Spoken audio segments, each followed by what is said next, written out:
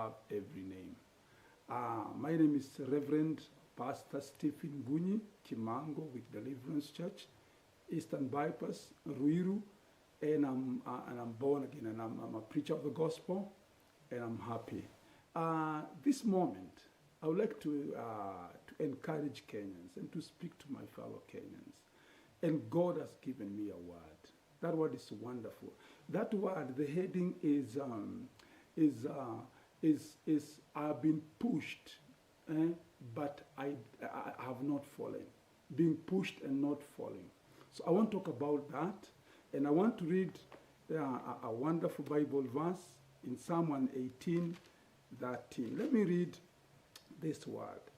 The Bible says, "You pushed me violently that I might fall, but the Lord helped me."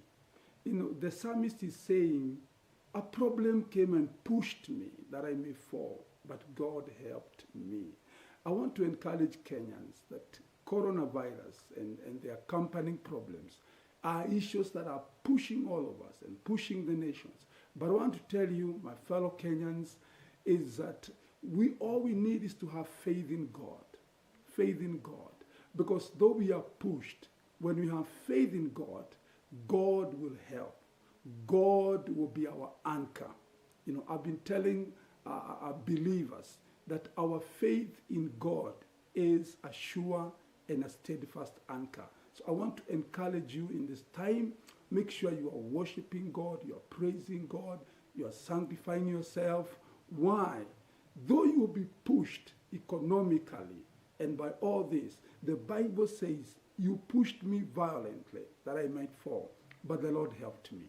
I want to tell somebody, even if you're sick in the hospital, yes, you are at home, you're on oxygen, on ventilators, I want to encourage you, even if your business is almost collapsing or you have lost your work, let me tell you, all these things pushing you, when you have your faith in God, you are thanking God, you are praising God, you are sanctifying yourself. Let me tell you, God will put a limit to how far you can be pushed. So I want to encourage Kenyans that COVID-19 is a come and go, but Jesus Christ is with us to the end of the age. So may the Lord bless you, and I want to pray, and my prayer is very simple, that we Kenyans, you listening to me and myself, will put our faith in God. We'll tell God, you are the God who makes your people stand, even when they are pushed so hard. So I want to pray with you that read your Bible, please, and have a prayer, you know, and worship. Worship. Job was pushed. Problems came to him suddenly. With the book of Job, suddenly, you know, he lost family, he lost all the wealth. Yes, and everything was going down. But Job had faith in God. And in fact, Job worshipped. So may the Lord bless you. Allow me to pray with you and pray for you. And in Jesus' name, thank you. Let's pray. Father, I thank you for the person listening to me. Your word has told us today that I was pushed violently that I may fall, but the Lord helped me. I pray for everyone listening to me right now, that whatever is pushing him or her, that we will put our faith in God and in the Lord Jesus Christ, and will depend on the word and the Holy Spirit. And I pray, Lord, that you who is able to put a limit to the sea, that when the storms rise, they have a limit.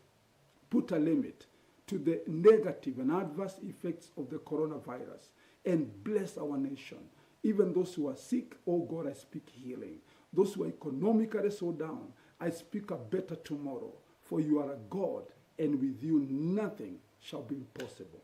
Thank you for listening, hearing, and answering this prayer.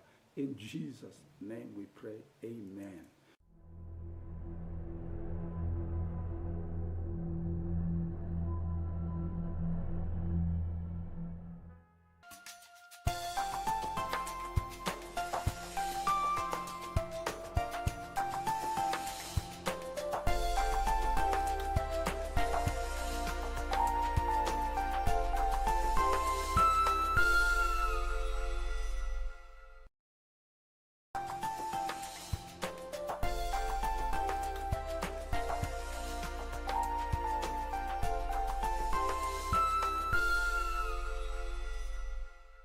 the next episode of Elena's Ghost. Crystal, you and me, and now I need Elena's inheritance money more than ever. And I will do anything. I need a safe place now where I can hide and where I can think for now. You complicate my life. You don't know what you're saying and you have no idea. What do you mean they both decided? That's really not what happened. What's wrong with Elena? What did you do to Elena? What did you do to her?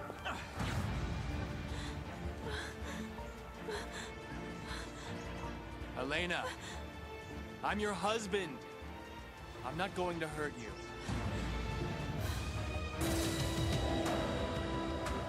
KBC, in collaboration with the Kenya Institute of Curriculum Development, is broadcasting enhanced out-of-class learning on radio, television, and online. Catch the lessons every weekday on KBC Channel 1 from 2 to 4 p.m. on KBC English Service and 15 FM from 9:15 a.m. to 5 p.m. and Radio Taifa from 10 a.m. to 11 a.m. Service, Radio Taifa and 15 FM are also available countrywide on the free-to-air Signet digital TV platform, or log on to www.kbc.co.ke for live streaming, or download the KBC Online app on Google Play Store. Kenya Broadcasting Corporation, ensuring learning no matter what.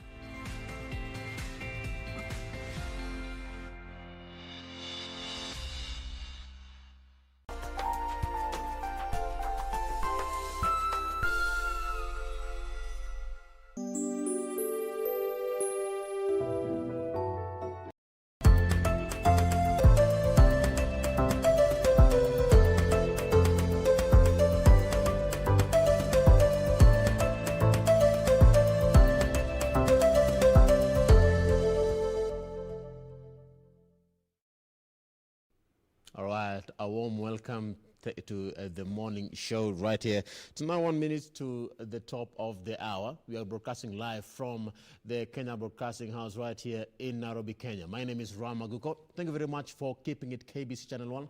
You're watching Good Morning Kenya. We are live on our website, www.kbc.co.ke, on Facebook. We are also live on YouTube. Make sure that you head over there. If at all you don't have the ability to head over to your screen, you can be able to watch this broadcast as you are on the go. Well, this morning, we have a lot in store for you. My colleagues will be telling us what they have on their end. But on my end, I'll be talking about charity. How is the rate of giving in the country, especially during this COVID-19 period? I'll be joined by Dr. Kamal Gupta, the chair of the Hindu Council, giving us his take on how he is reaching out to the less fortunate in the society. A very good morning to you. Stick around for this and much more.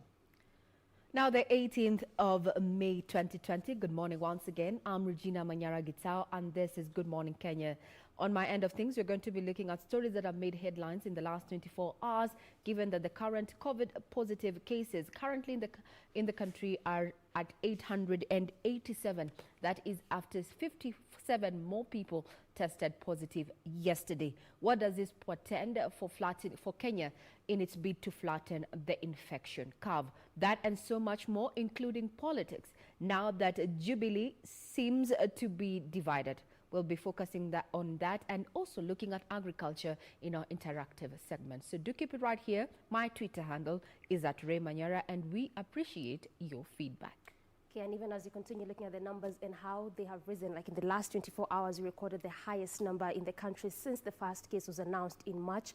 This morning, we continue looking at the numbers and how different countries are faring on, and our specific focus will be on Mauritius and Tanzania, simply because Mauritius, as of now, doesn't have any active case, and Tanzania is considering going back to normal in as much as, yes, they have the numbers. So that is what we'll be looking at this morning as we look at how the African continent is doing in terms of numbers. Also, I'll be heading over to the street this morning to see how Kenyans are faring on. Is business back to normal? Are things going back to normal in terms of people ensuring that they follow the directives like social distancing, wearing masks? Are they still doing that? That is what I'll be getting to.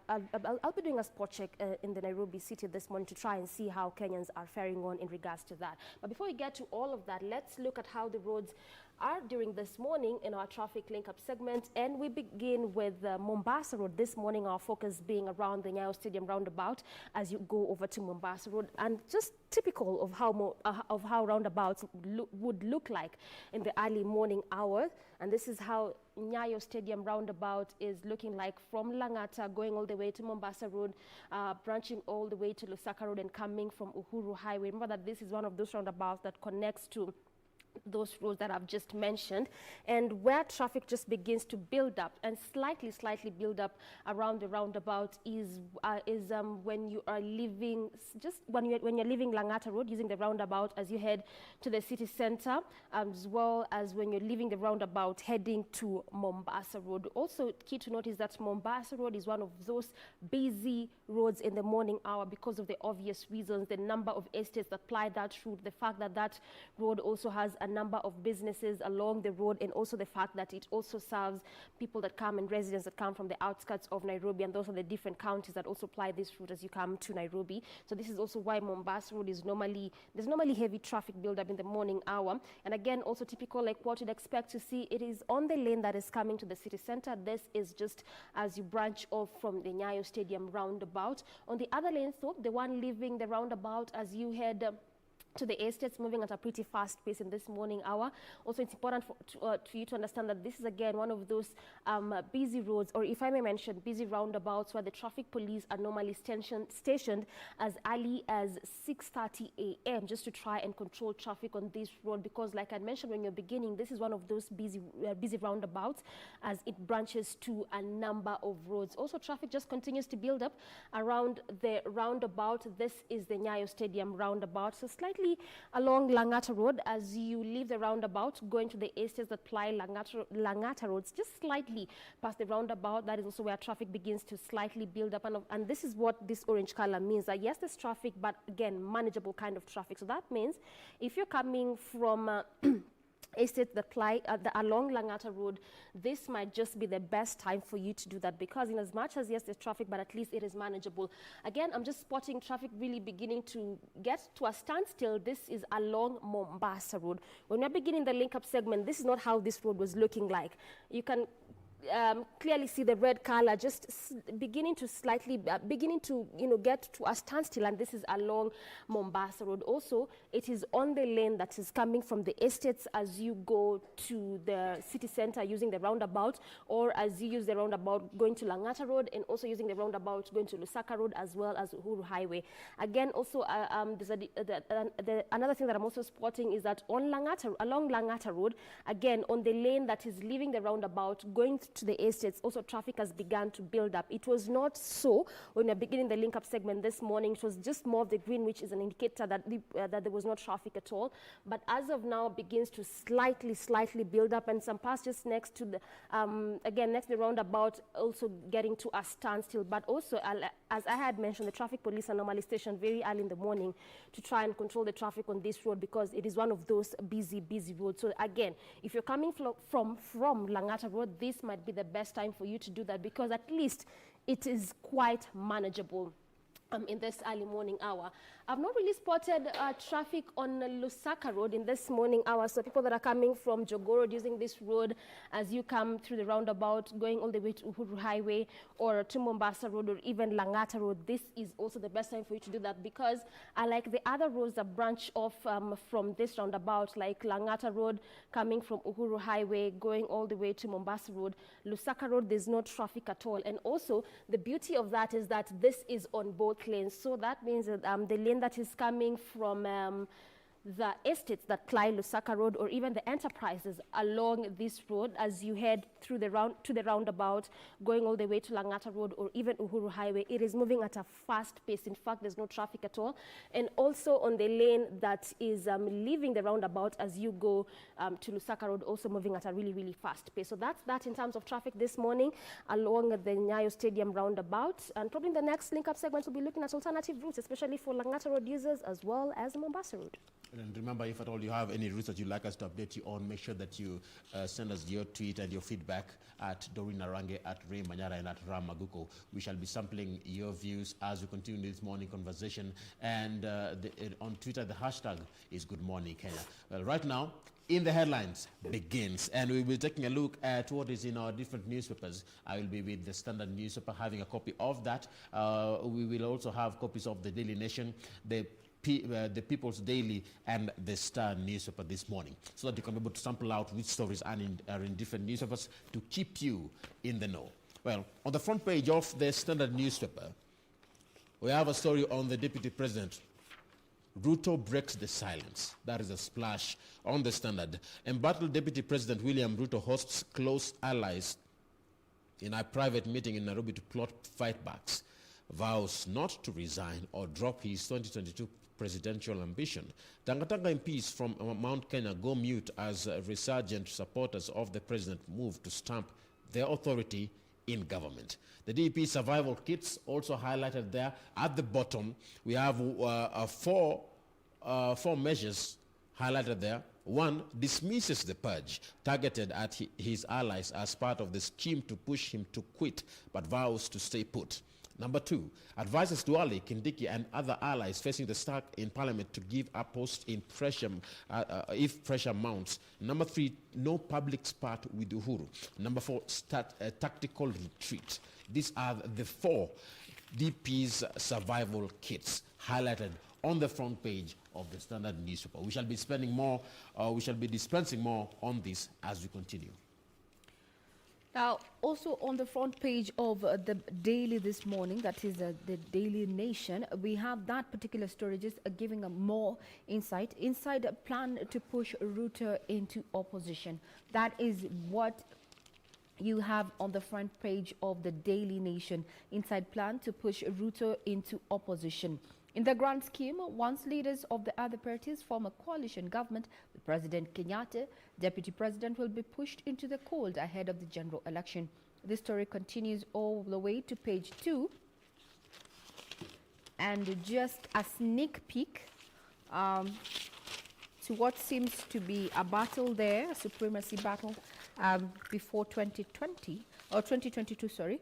Is that Deputy President William Ruto could be surviving on borrowed time in government, and his survival within the Jubilee Party is now in doubt.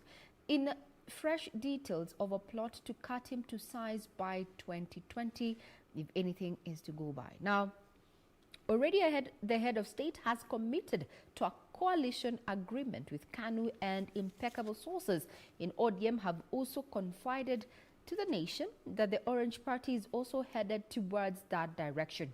These are details you can find on the Daily Nation this morning. Remember, that's the front page story headline, a main story there on the Daily Nation this morning. However, that story too has been captured on the Star, a little bit with a different caption there, and that's how the front page looks of the Star this morning. Coalition, Kenyatta eyeing Amani Party's 17 MPs and 3 senators. Then there we have a quote, Mudavadi, why I can't work with Uhuru's Jubilee. He says he wants to market himself in 2022 without baggage of incumbency. That story follows up on the page 6 of the Star. And just to have a sneak peek and a quote there. This is that he says is that the Amani National Congress Party leader Musalia Mudavadi has ruled out a post-election coalition deal with Jubilee. His stand deals a blow to President Uhuru Kenyatta's bid to show up support in Parliament as he strives to wrench control of Jubilee from his deputy, that is William Ruto. That story continues making headlines in the political scene, the issue about Jubilee and plans to ouster, or rather cut, Deputy President William Ruto to size ahead of 2020. Details of these particular stories, you can find them on your daily copies this morning, but that is what made the front page of the Star as well as the Daily Nation. And you know, on the still on the same breath, because on the Standard we have a story coming up on also a different perspective, on a different line. But on the front page, at the top, we have how Uhuru got the numbers in 3 hours. How he got the numbers in 3 hours. Who's smarter? That is a question. From double dealing to going underground, the dramatic account of how 4 Rift Valley senators and other allies deserted the deputy president moments before the 45-minute meeting at State House that sacked Senators Kipchumba Murkomen and Susan Kihika from powerful positions in parliament. All right, and even as we look at matters politics on the front page this morning of the People's Daily, still politics, topping the stories, why Ruto is in a fix over alliances. Why Ruto is in a fix over alliances continues to say that with most of the political bigwigs gravitating towards Uhuru and Raila, Deputy President will have to craft a strategy to create new partners for his 2022 State House bid. That story has been fleshed out in page 2 of the same paper.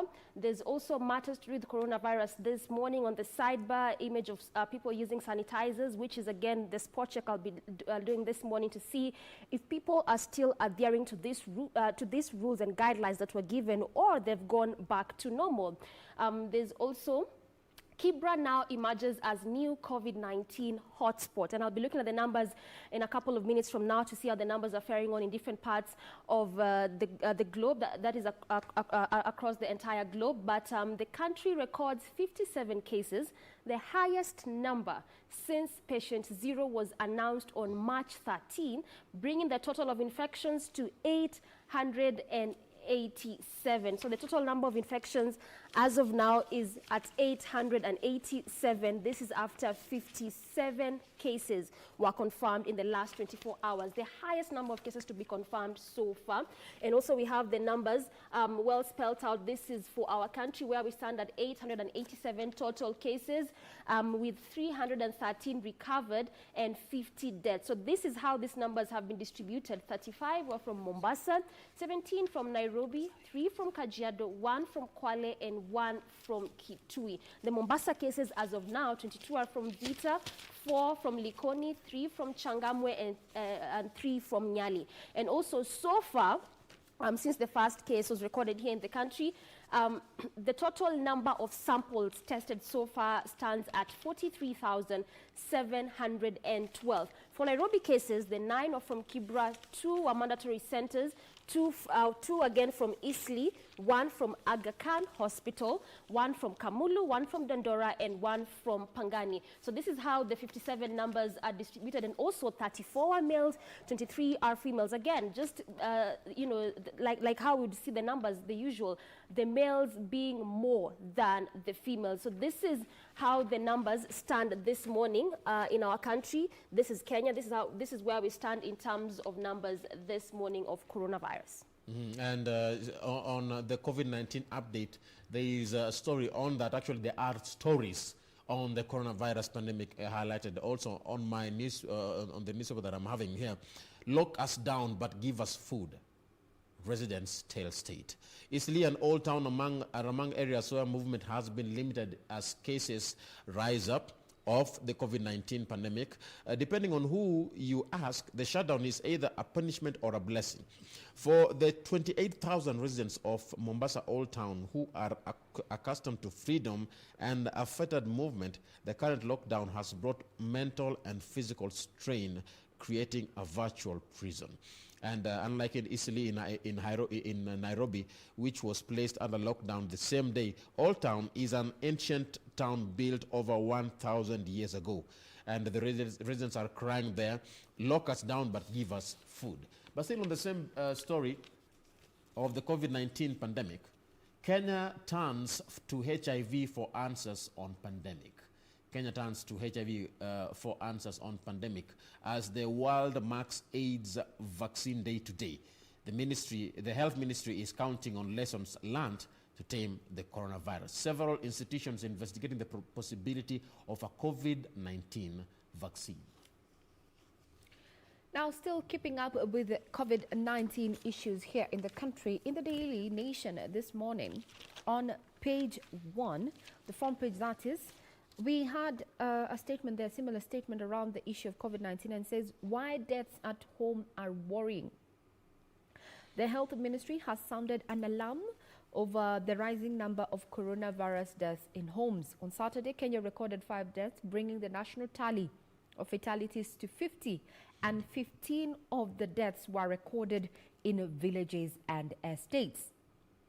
Crossing over to page 2, that story details keep flowing on that, and is that they say the situation is worrying because of the exposure to the caregivers. Exposure to caregivers is one of the reasons why the issue of deaths at home is a worrying concern, especially to the Ministry of Health currently. This particular story also somewhat related, but now crossing over across countries regionally. On the other hand, Tanzania, it is said that prayers, lemon juice can cure COVID, says Magufuli. Adds that they worked for his son who had contracted the virus. The Maverick said that prayers had worked for his son who had contracted the virus and got healed and started even doing press-ups. Yes, that is Tanzania's president there, John Pombe Magufuli, who was addressing members of Chama cha Mapinduzi in Dar es Salaam at some point, and he said this in church yesterday. That is what is happening across Tanzania. Remember, this is debate about the cases that Tanzania so far has made public. It is said since April 19th, we've not had the numbers of infections coming from Tanzania. Now back home, after we had the address by the Ministry of Health, we set out our report to just find out what the increased numbers that currently stand at 887 after 57 more tested positive yesterday, and what this means for the curve in as far as the infection curve is concerned. And this is a report that we filed. We have unfortunately witnessed an increased number of imported cases. A day after President Uhuru Kenyatta directed the closure of Kenya borders with Tanzania, save for truck drivers on condition that they undergo a COVID-19 test and must test negative, 12 Tanzanian truck drivers have been denied entry into the country after testing positive for the virus. 11 were turned back at the Lunga Lunga border, while 1 at the Taveta border. At the same time, 57 Kenyans tested positive for COVID-19 from 2,198 samples tested in the last 24 hours, with 12 recoveries. This now brings the total number of recoveries to 313, and no death was reported during this period. Among the 57, 35 are from Mombasa County, Nairobi recording 17 cases, Kajiado 3, Kwale and Kitui 1 case each. In Mombasa, Mvita recorded 22 cases, Likoni 4, Changamwe and Nyali 3 cases each, Kisauni had 2 cases and Jomvu 1. In Nairobi, 9 cases were from Kibra, a quarantine center 2, Isli 2, Aga Khan Hospital, Kamulu, Dandora and Parklands 1 case each. Kwale has 1 case in Msambweni, Kitui with a case in Mwingi Town, while the 3 cases in Kajiado are from Kajiado Central and North. And locals in Thindigua, Kiambu County, are worried of contracting the coronavirus. They claim those who had been quarantined after 1 person tested positive are now moving freely, and they fear that they might spread the virus. Tunasikiaga fununu kuna askari wanakujanga, lakini ile wakati nimepita hapa hakuna askari naonanga. In the meantime, as the globe marks the World Hypertension Day, Kenyans have been urged to undergo hypertension screening, as the condition has been listed as one of the predisposing factors for COVID-19. To matters politics now, Ruto 2022 plan complicated by Uhuru's move, where it says that the Deputy President William Ruto will have to burn the midnight oil to craft a formidable alliance with his 2022 presidential bid, after nearly all leading political figures in the country indicated their willingness to work with President Uhuru Kenyatta. And also in the same article, it has clearly written out, in detail, those leaders, some from the opposition, some from the Jubilee Party, that are now willing to work with the president. So where does that leave the DP? That article has well spelled out that. Also, Senator apologizes for skipping State House meeting, pledges loyalty again to the president, where nominated Senator Mary Seneta has pledged loyalty to President Uhuru Kenyatta after snubbing the party's parliamentary group meeting at State House, Nairobi. She said she failed to attend the meeting because she was sick, and she has been pictured there in the paper. And the nominated senator apologizes after Naomi Gilowako and Christine Zawadi, who have written an apology letter also to the Senate Majority Chief Whip Irungu Kangata. So the three are facing expulsion for skipping Jubilee Coalition Parliamentary Group meeting chaired by the president. So this is the image of the nominated senator, Mary Seneta, who apologized via a letter to the Majority Chief Whip because they were facing expulsion, and this is just, again, in a bid to pledge loyalty to the president. Also, to another story in matters politics, Junette, ODM to remain minority whip, where the Orange Democratic Movement will not sign a coalition agreement with the ruling Jubilee Party for now, but will base its engagements on the handshake deal between President Uhuru Kenyatta and opposition leader Raila Odinga. So the ODM Director of Elections, Junette Mohammed, said that whereas other opposition leaders had indicated willingness to work with Uhuru's government and even sign a post-election agreement, the Orange Party would continue to cooperate with Jubilee based on the handshake framework. So not on a coalition framework, but based on the handshake framework. This is how the ODM will be operating with Jubilee, as it has been said by Junette. And now back to the Standard. I have a story on swine flu. Yes, we're talking about coronavirus, but there are other diseases that are actually causing a lot of deaths in the country. Swine flu kills 3 children as cases hit 270 in county. The victims died at home after presenting fever, dry cough, runny nose, and headache. At least 3 children have died of swine flu disease in Kuresoi South in Nakuru County. The victims were between the ages of 5 and 8 and are reported to have had fever, dry cough, running nose, and headache. The disease was reported in February in Kuresoi South. Even as I talk about the COVID-19, remember, swine flu is still a menace or a problem. But still, on the same breath of within the health ministry, we have a story on our medical practitioners. Remember, we have been talking about them being one of the most helpful personnel in the society.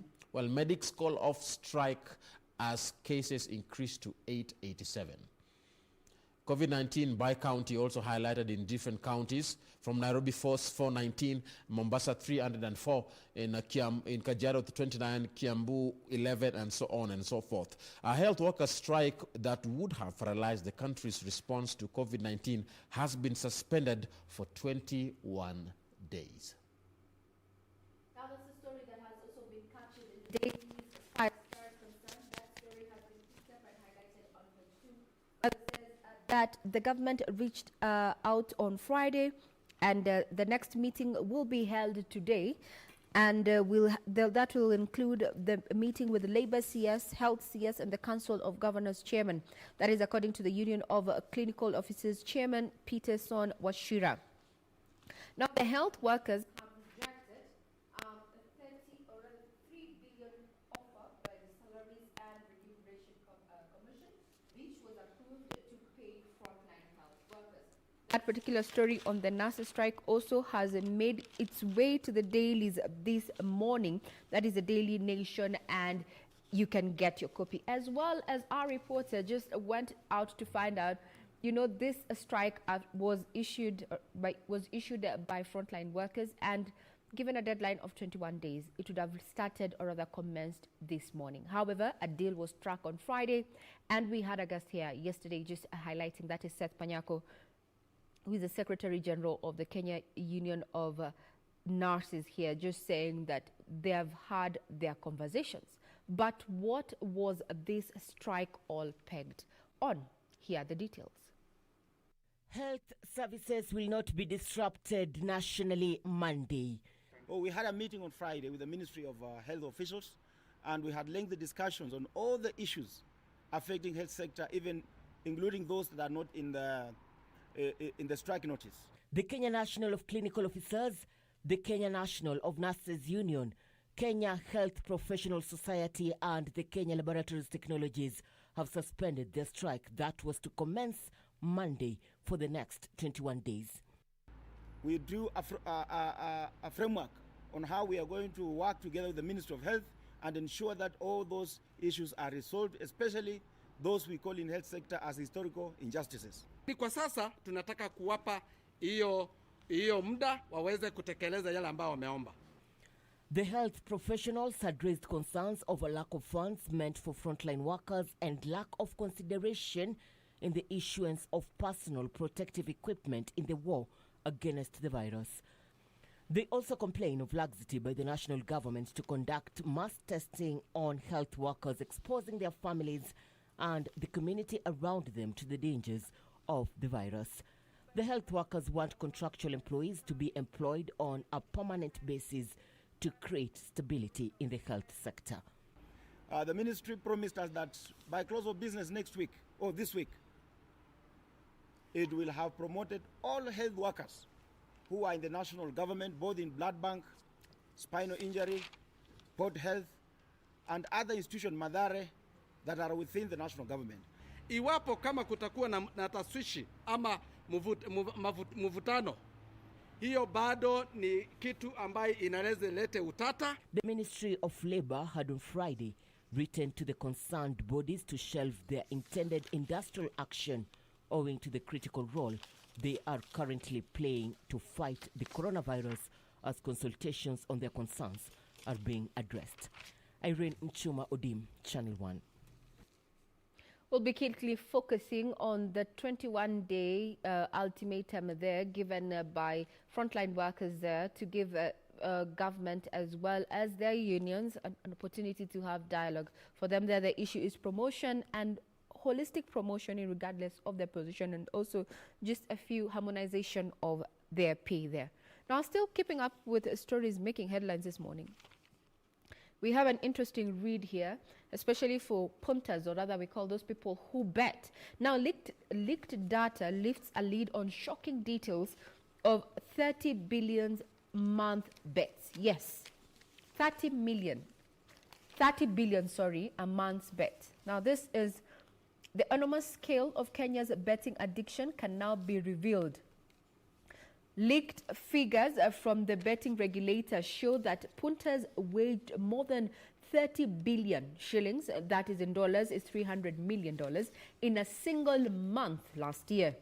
The staggering size of the local betting industry has emerged from a leaked spreadsheet of revenue declarations made by gambling firms, the Betting Control and Licensing Board, for May 2019, shortly before the government introduced tougher regulations and higher taxes. The leaked data revealed that Kenyan punters staked nearly 180 million in individual bets in a single month. Kenya has an adult population of around 35 million, according to the 2019 population figures released by the Kenya National Bureau of Statistics. Now, on average, the amount per bet was 170 shillings. Now, these issues of tax compliance there and also use of money laundering, and this has also affected how betting takes place in the country. That's a story that has been captured for you in page 10 of the Daily Nation. Quite interesting there. Remember, by the time those things were, those policies were coming into place, there was a lot of rigidity from players as well as betting firms that saying that this would actually eat into their would-be profits. That is 30 billion a month bets. On average, a bet of 170 shillings. Still keeping up with stories that have been making headlines, and we cross over to the issues that to the counties, and we continue looking at what individual counties are doing, to just ensure or rather stem the spread of COVID-19 within their regions. Now we have plans are in place to convert 4 main hospitals to semi-autonomous facilities, where this is from forestalled hospital structures of staff. That is the county of Vihiga County, jumping onto the bandwagon to ensure that the spread of COVID-19 is mitigated within its region or other borders in as far as the county is concerned. Remember, there have been concerns about different counties just dealing with COVID-19.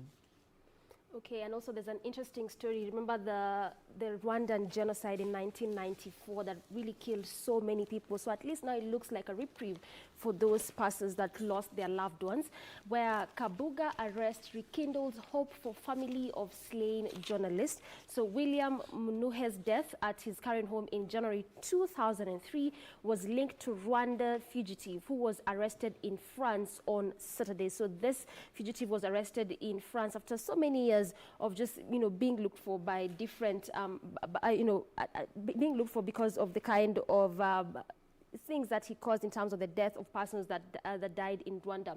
Also still in line with the same story, survivors loud detention of top fugitive, where Rwandan genocide survivors group have welcomed the arrest in France of one of the most wanted men accused of being behind the mass killings.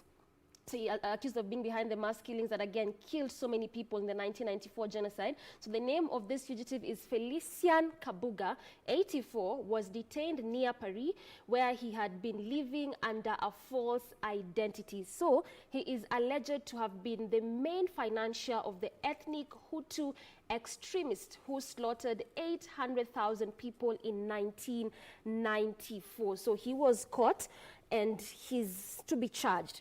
So the genocide suspect to be charged at ICC, where Felician Kabuga is expected to be tried either at the Hague of Arusha by the International Residual Mechanism for Criminal Tribunals, IRMCT, with 7 counts. So these are the counts in which he'll be charged. It includes genocide, conspiracy to commit genocide, persecution, and extermination. This is just some of the counts in which he will be charged. Or remember, he's said to be the frontliners in terms of financing the 1994 genocide that killed over 800,000 people in Rwanda.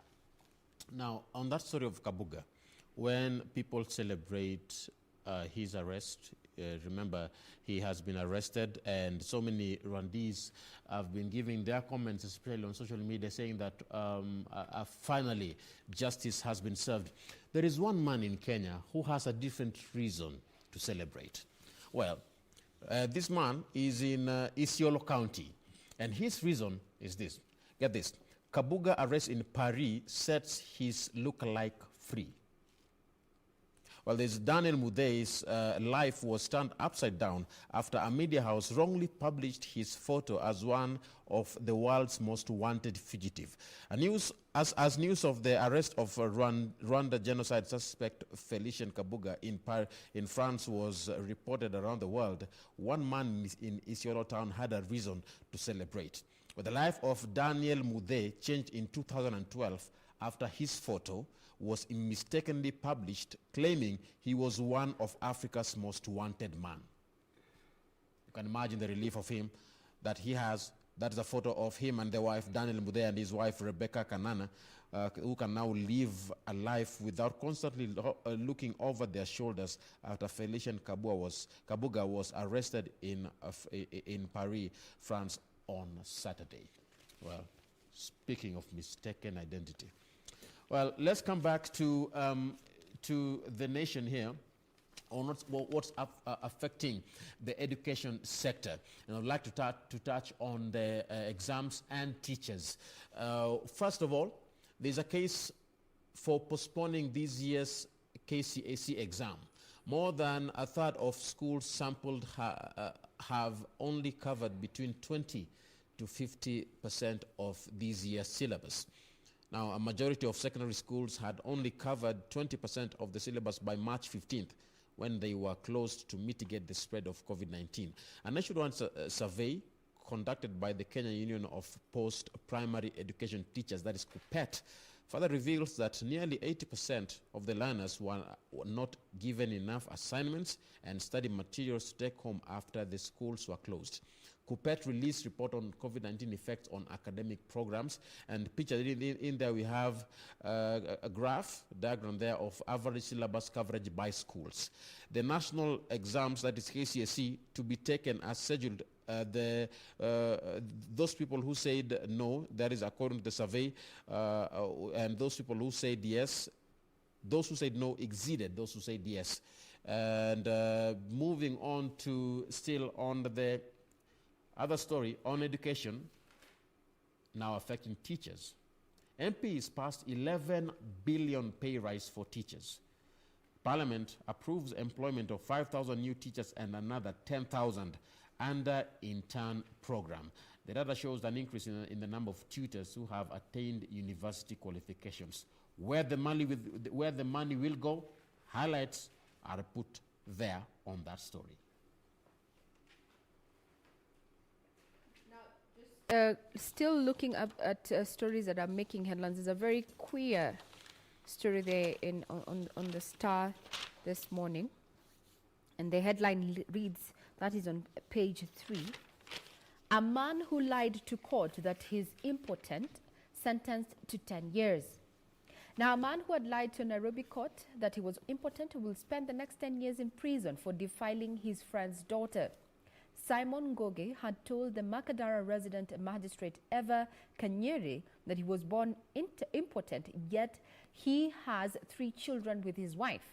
Ngoge was convicted of defiling his friend's 14-year-old daughter on August 3rd, 2016. Now, the 37-year-old construction worker who was known to the minor had visited the family regularly, did repair jobs for the family. He found the girl alone and told her that he had come to collect some pieces of wood from the house. The prosecution said Ngoge went to the girl's room from where he called her to join him and thereafter forced himself on her.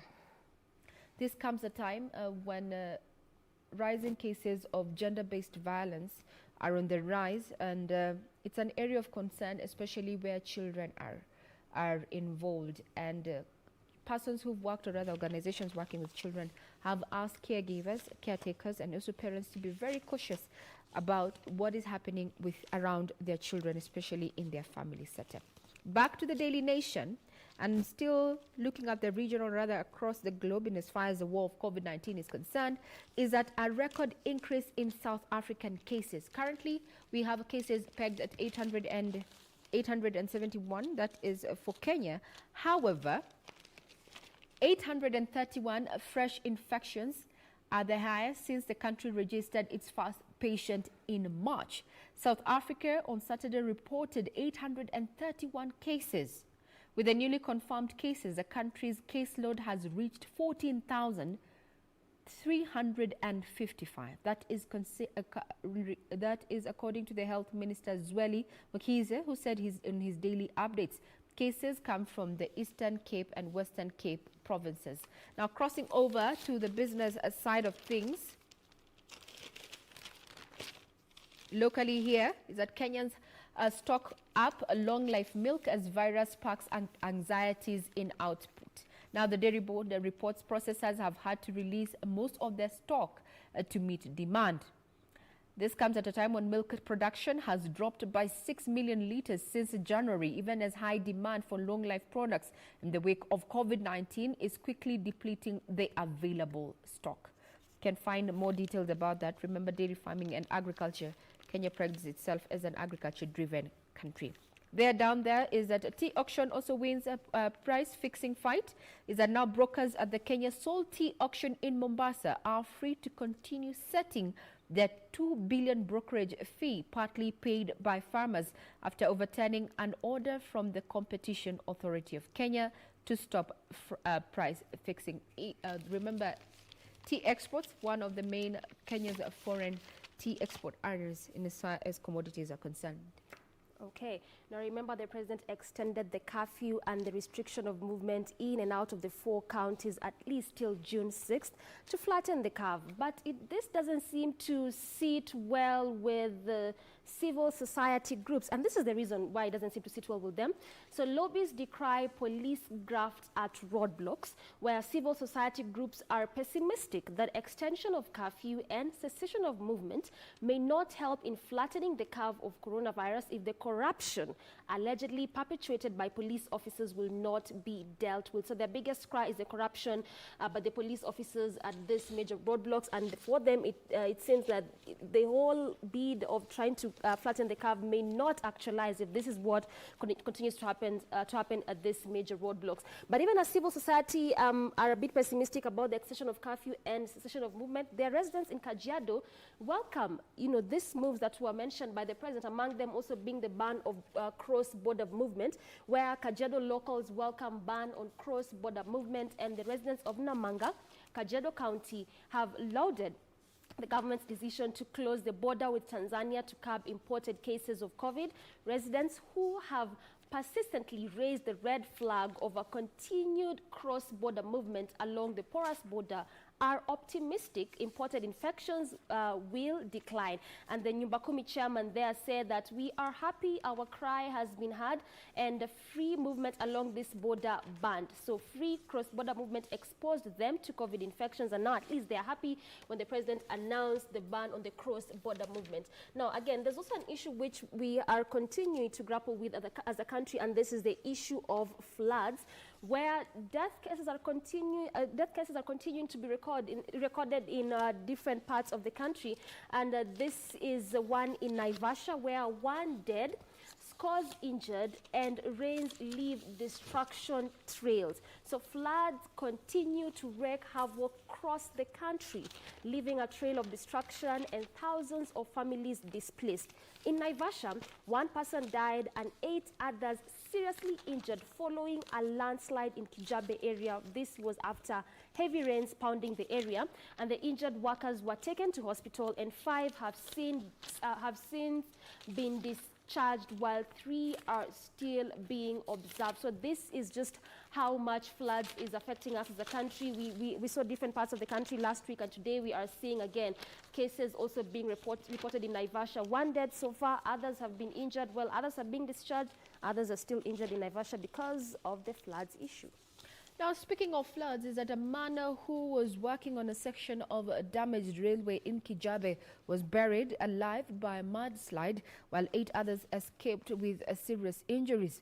The casual laborers were working on Saturday night when the incident occurred following heavy rains in the area.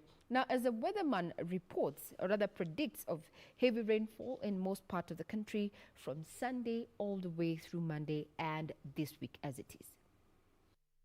The torrential rains and subsequent floods experienced in most parts of the country does not only leave people devastated, but also lives lost and property worth millions of shillings destroyed.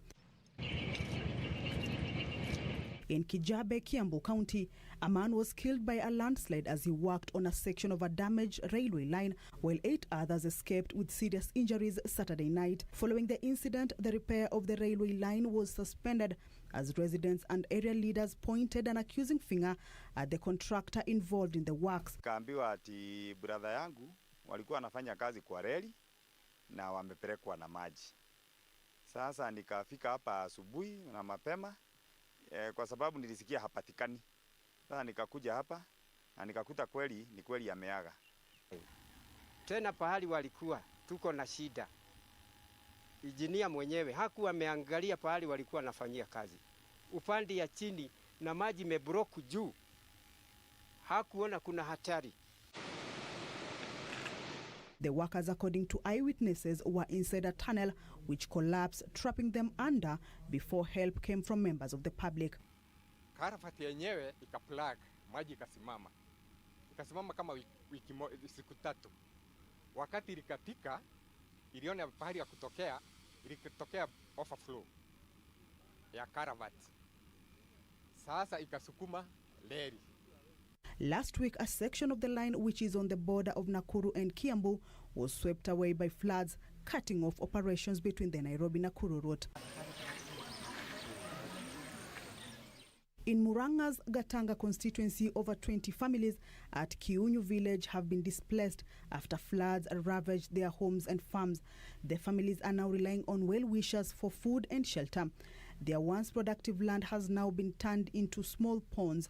Graves have also been covered with water, and worse still, their pit latrines have become a no-go zone. Hii maji imeleta hasara sana kwa sababu babangu amezikwa tu hapa. Kaburi yake tu imeshabebwa na maji. Tumeteseka sana hadi nyumba zimeanza kubomoka. Watu wamehangaika. Hizi ni shamba za watu zimeishia huku. Huku kulikuwa kumejaa chakula huku. As you can see from behind, this is not a dam. This is a flood which has affected about 20 families. And so I was requested by the area MCA to come and assist, and that's why I'm here. At the same time, as you know, there is this problem of the COVID. So the families here have nothing to eat.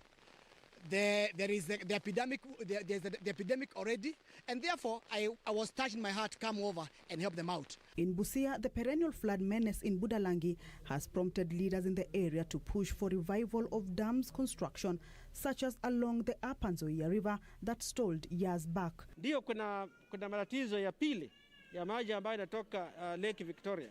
Na hiyo ni mambo ya hydroengineer. Kuna nchi nyingi sana ambazo zimefaulu kuzuia maji isije ikatoka kwenye ziwa ingie kwenye nafasi ambazo watu wamejenga, kwa mfano kama za dikes na rivers zenyewe. Nambale Member of Parliament Sakwa Bunyasi says the dikes will help prevent the persistent backflow of water from Lake Victoria to neighboring communities. And according to the Meteorological Department, most parts of the country will experience rainfall starting from 9 p.m. Sunday through Monday. Kamche Menza for Channel 1 News.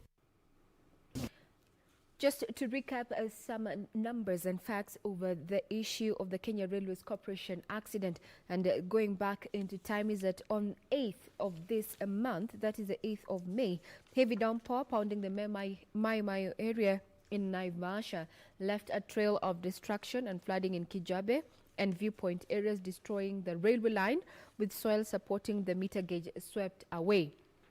On 16th of this month, that is barely 8 days later, the Kenya Railways Corporation workers were caught in flash floods at Kijabe, where they were repairing the damaged section of the railway line. This comes at a time when the corporation is trying to resume cargo operations. We'll be keeping tabs on that. Now, the issues of eviction that have elicited a lot of debate, especially on social media circles, is that a story there on the Star has captured the fate of these Ruai evictees moved to KBC property in Machakos County. Now, some of the squatters evicted from the Nairobi Water and Sewerage Company land in Ruai have moved to KBC land in Matungulu, Machakos County. The victims claimed that the land's permanent secretary, Peter Muragori, told them to settle on the land, which also belongs to the government. We'll be keeping tabs on that particular development. Now, crossing over to matters politics, before Kenya confirmed its first case of coronavirus, that is on March 13th, it was all talk about BBI, the BBI complaint, and there was also small acronyms that were going around saying reggae and who is going to stop the reggae. Now, nonetheless, we have a poll out there. Parliament at crossroads as MPs present 2 referendum bills. Now, Parliament is racing against time to craft a legal framework for conducting a referendum in the event that the Building Bridges Initiative process proposes one. However, the National Assembly may first have to deal with the challenge presented by 2 referendum bills that are set to be tabled when the House resumes on June 2nd. The referendum is touted as the reason why President Uhuru Kenyatta and ODM leader Raila Odinga have been whipping their troops in Parliament. There are just some few highlights on how different the bills on the referendum or the proposed bills are. One is touted as the Kioni Bill versus the Cheptumo Bill. Now, just looking at what the Kioni Bill suggests is that On the referendum date, Kioni bill says to be alongside the general election, while the Cheptumo bill says 90 days after the presidential proclamation. And framing the question is in 21 days, while Kioni's bill proposes 14 days. The Kioni bill further suggests that a petition can be made in 21 days, while the Cheptumo bill proposes 28 days. County referendums are not provided for in the Kioni bill. However, they are provided for in the Cheptumo bill. Now, results declaration, of the referendum. Under the proposed bill by Kioni, that should take 48 hours after the results are declared. However, under the Cheptumo bill, the results declaration should be made in 7 days. Quite different, proposed in different bills there, tabled to be proposed, or rather floated to the floor of the House of the National Assembly come June 2nd. Now, still on what our members of parliament are doing, let me head over to one place where we have a member of parliament, that is Honorable Raymond Moi, member of parliament for Rongai. Now, when you think about Rongai, those who stay around in this constituency, you will one thing will always hit your mind: the Kenya Wildlife Service, animals. Well, the Honorable Member of Parliament, Honorable Raymond Moi, says that he wants frequent jumbo attacks halted. Now, wildlife invades farms, destroys crops and property. Now, the Moi cites KWS's laxity as people's farms and property is destroyed. The Member of Parliament for Rongai, Raymond Moi, has called on the Kenya Wildlife Service to find a lasting solution to the perpetual human-wildlife conflict in the area. What the MP wants KWS to do includes: 1, to respond in time whenever the elephants raid homes and farms of his constituents. 2, to accept compensation forms presented to them by farmers and speedily pay for damages. That and much more. What the Member of Parliament wants the KWS to do also more highlights on that story. MP wants frequent jumbo attacks halted. Now, let me head over to one other issue that is affecting the nation and the country: locusts. Well, this is one story that has quite a ton of events where inside militarized air, ground combat against desert locust ravaging farms. In this ensuing unconventional war, strange bedfellows have been brought together. One of the combatants is an ace pilot who has exterminated billions of such enemies in his 30-year career. In the final act of defiance, the vicious enemy spears the ground, raises the compound eyes into the skies from whence his death reigns, to plant the next generation of terrorists. We have a photograph of Rob Thaler at Lewa Conservation with his specialized aircraft from Cosmos Aviation. Locust warriors hope the current rains in Kenya will lower the temperatures and chase away the insects. And according to the story, fighting locusts, so far, the war, according to the government, has gobbled up 530 million Kenyan shillings set out to the national budget, and still more millions from donor communities are yet to follow. Right, also to a story that was mentioned by Ray this morning in regards to the BBI. Let's see how the PD has covered that story this morning. So, new bill with big boost for BBI referendum push, where the push for a constitution amendment under the Building Bridges initiative has received a boost after gazettement of a bill that could pave way for a possible vote. The referendum bill 2020 by Ndaragwa MP Jeremiah Kioni, who chairs the National Assembly's Constitutional Implementation and Oversight Committee, is meant to guide the referendum process. So that's that in regards to matters BBI this morning and how it has been covered in the papers. Now, to another story, this is in regards to the International Day for the Donkey, which is normally celebrated every 17th of May. And this is just to appreciate these animals because they are very important in our society, but that importance tends to be overlooked at times. So animal activists call for donkey protection, where animal rights activists have raised alarm of a declining donkey population as the world celebrated International Donkey Day yesterday. The activists called for continuous protection of donkeys while expressing concerns that the animal numbers were drastically reducing due to the harmful human behavior. So these animals are reducing due to the harmful human behavior of slaughtering, mistreatment of this animal, and this day is normally celebrated on the 17th just to appreciate how these animals are important to our society. Take a look. Now, experts want the animal to be treated with dignity and the females exempted from labor. This is according to the donkey enthusiast, who will also give rise to a new generation that is now threatened with extinction as their numbers continue to dwindle. They have been christened the beast of burden for their ability to handle hard labor and withstand the harshest of environments. This is the donkey, a well-known and valued animal in some communities. And as the world celebrates the International Donkey Day without fuss and fanfare, the animals' welfare organizations in Kenya have raised concerns over the decreasing population of donkeys in the country.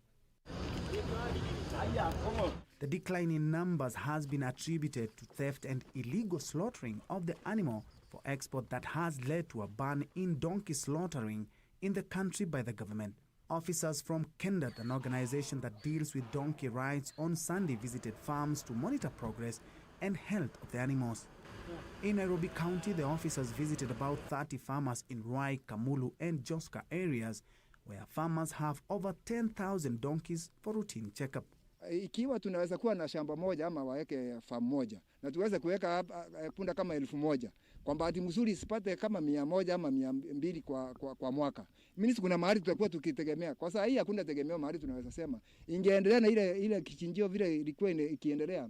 By 2022 hatungekuwa na mnyama punda tena, tungekuwa tu tukimuona kwa picha. Nairobi chairman of donkey owners Stephen Muthamia said artificial insemination and other breeding methods and donkey husbandry need to be introduced in donkey farming so as to accelerate their reproduction. Tunaomba serikali pia iangalie vile wanaangalia AI zingine, vile ng'ombe zinasalishwa ama wanaangalia kuku ama waangalia busi, pia punda weka kwa ile onda. Pia tumuangalie. Hatujaweza kutoka na AI ya punda ambayo inaweza saidia hizi punda zisaane sana. Kwa hivyo tunawafunza pale mashinani kuweka punda wetu vizuri, kuwaweka sana sana wale wa kike wasifanye kazi sana, ndio waweze kuzaana na waweze kuongeza idadi ya punda sana sana. They claim the rate at which the country was losing the rare animal was devastating, and if not checked, it may become extinct by the year 2022. Kenya has about 1.2 million donkeys compared to 1.8 million a decade ago, with the reduction attributed to the demand of donkey meat in some countries, including China. For Channel 1 News, I'm Ben Troenjwe. Now crossing over to sports and looking at the international scene, and a good actually for soccer lovers is that the Bundesliga is the only top European league that has resumed amidst the coronavirus pandemic. Now, airy echoes, distant goal celebrations and disinfected match balls are some of the surreal features that marked the return of football after a 2-month break following the global outbreak of the coronavirus pandemic. Now, summarize a report of what has been happening over the weekend in the Bundesliga. That matches played yesterday, that is Cologne scored 2 against Mainz, 2 also, so that was a draw. While the matches that were played on Saturday, that is Borussia Dortmund scored 4 again, scored 0 against Hertha Berlin, while Fortuna Düsseldorf and Paderborn also drew on 1-0. Augsburg and Wolfsburg there. Augsburg lost to Wolfsburg, that made got 3 goals against Augsburg's 1. Now, some of the developments, or rather even matches that you're expecting today's game, are going to be between Werder Bremen versus Bayer Leverkusen. Werder Bremen versus Bayer Leverkusen tonight at 9:30 p.m. Soccer lovers, you can enjoy Bundesliga now. Now, some of the issues that have also been brought out is on Saturday, during that particular match between Borussia, sticking to the guidelines over the weekend, but that could change. At the same time, their coach there, Hertha coach Bruno Labbadia, defended his players over their celebrations, insisting that it's part of the game and we have been tested so many times we can allow it. That is according to AFP. These were the matches that were played over the weekend. Just to remind you that at 9:30 tonight, yes, Werder Bremen versus Bayer Leverkusen are going to be acting it out under the new terms of amid this coronavirus pandemic whose cure is still at large. 9:30 p.m. Soccer lovers, you need to watch the Bundesliga.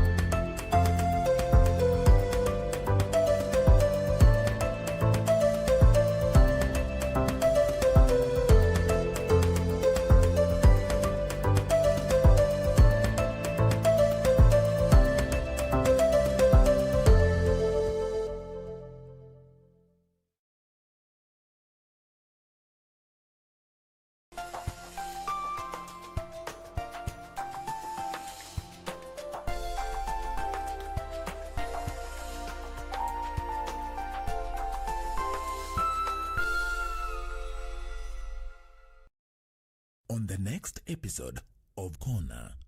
What? Back in the days, guys didn't know you two were siblings.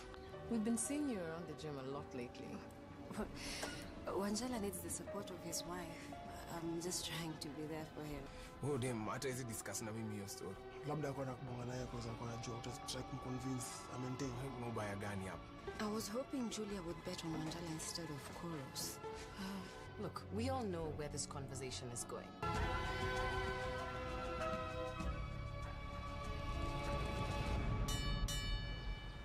Next on. Just think that you, the Emperor, and Ashok will all be reunited.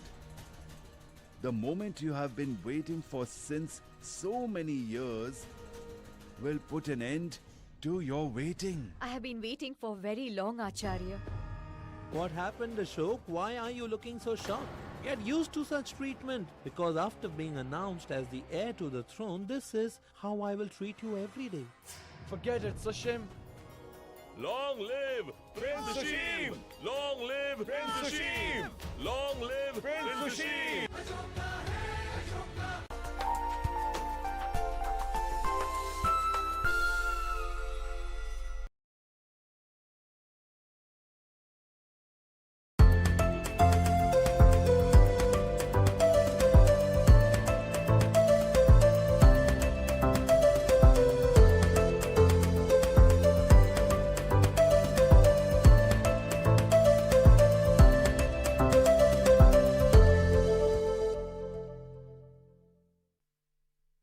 This morning and had promised you that I will be giving you the alternative routes, especially for those that are applying Langata Road, Mombasa Road, Uhuru Highway, as well as Lusaka Road, because our focus was the Nyayo Stadium roundabout, which branches off to those roads that I just mentioned earlier.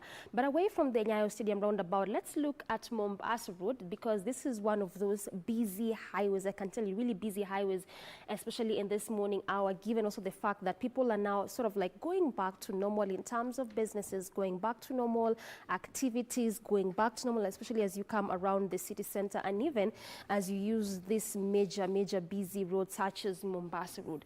But beginning from Syokimau, that's just where I want us to begin this morning, even as we look at Mombasa Road. This is next to Gateway Mall. In fact, as you branch off to Gateway Mall, that is next, the Syokimau Airport Road, traffic really begins to build up on that specific route.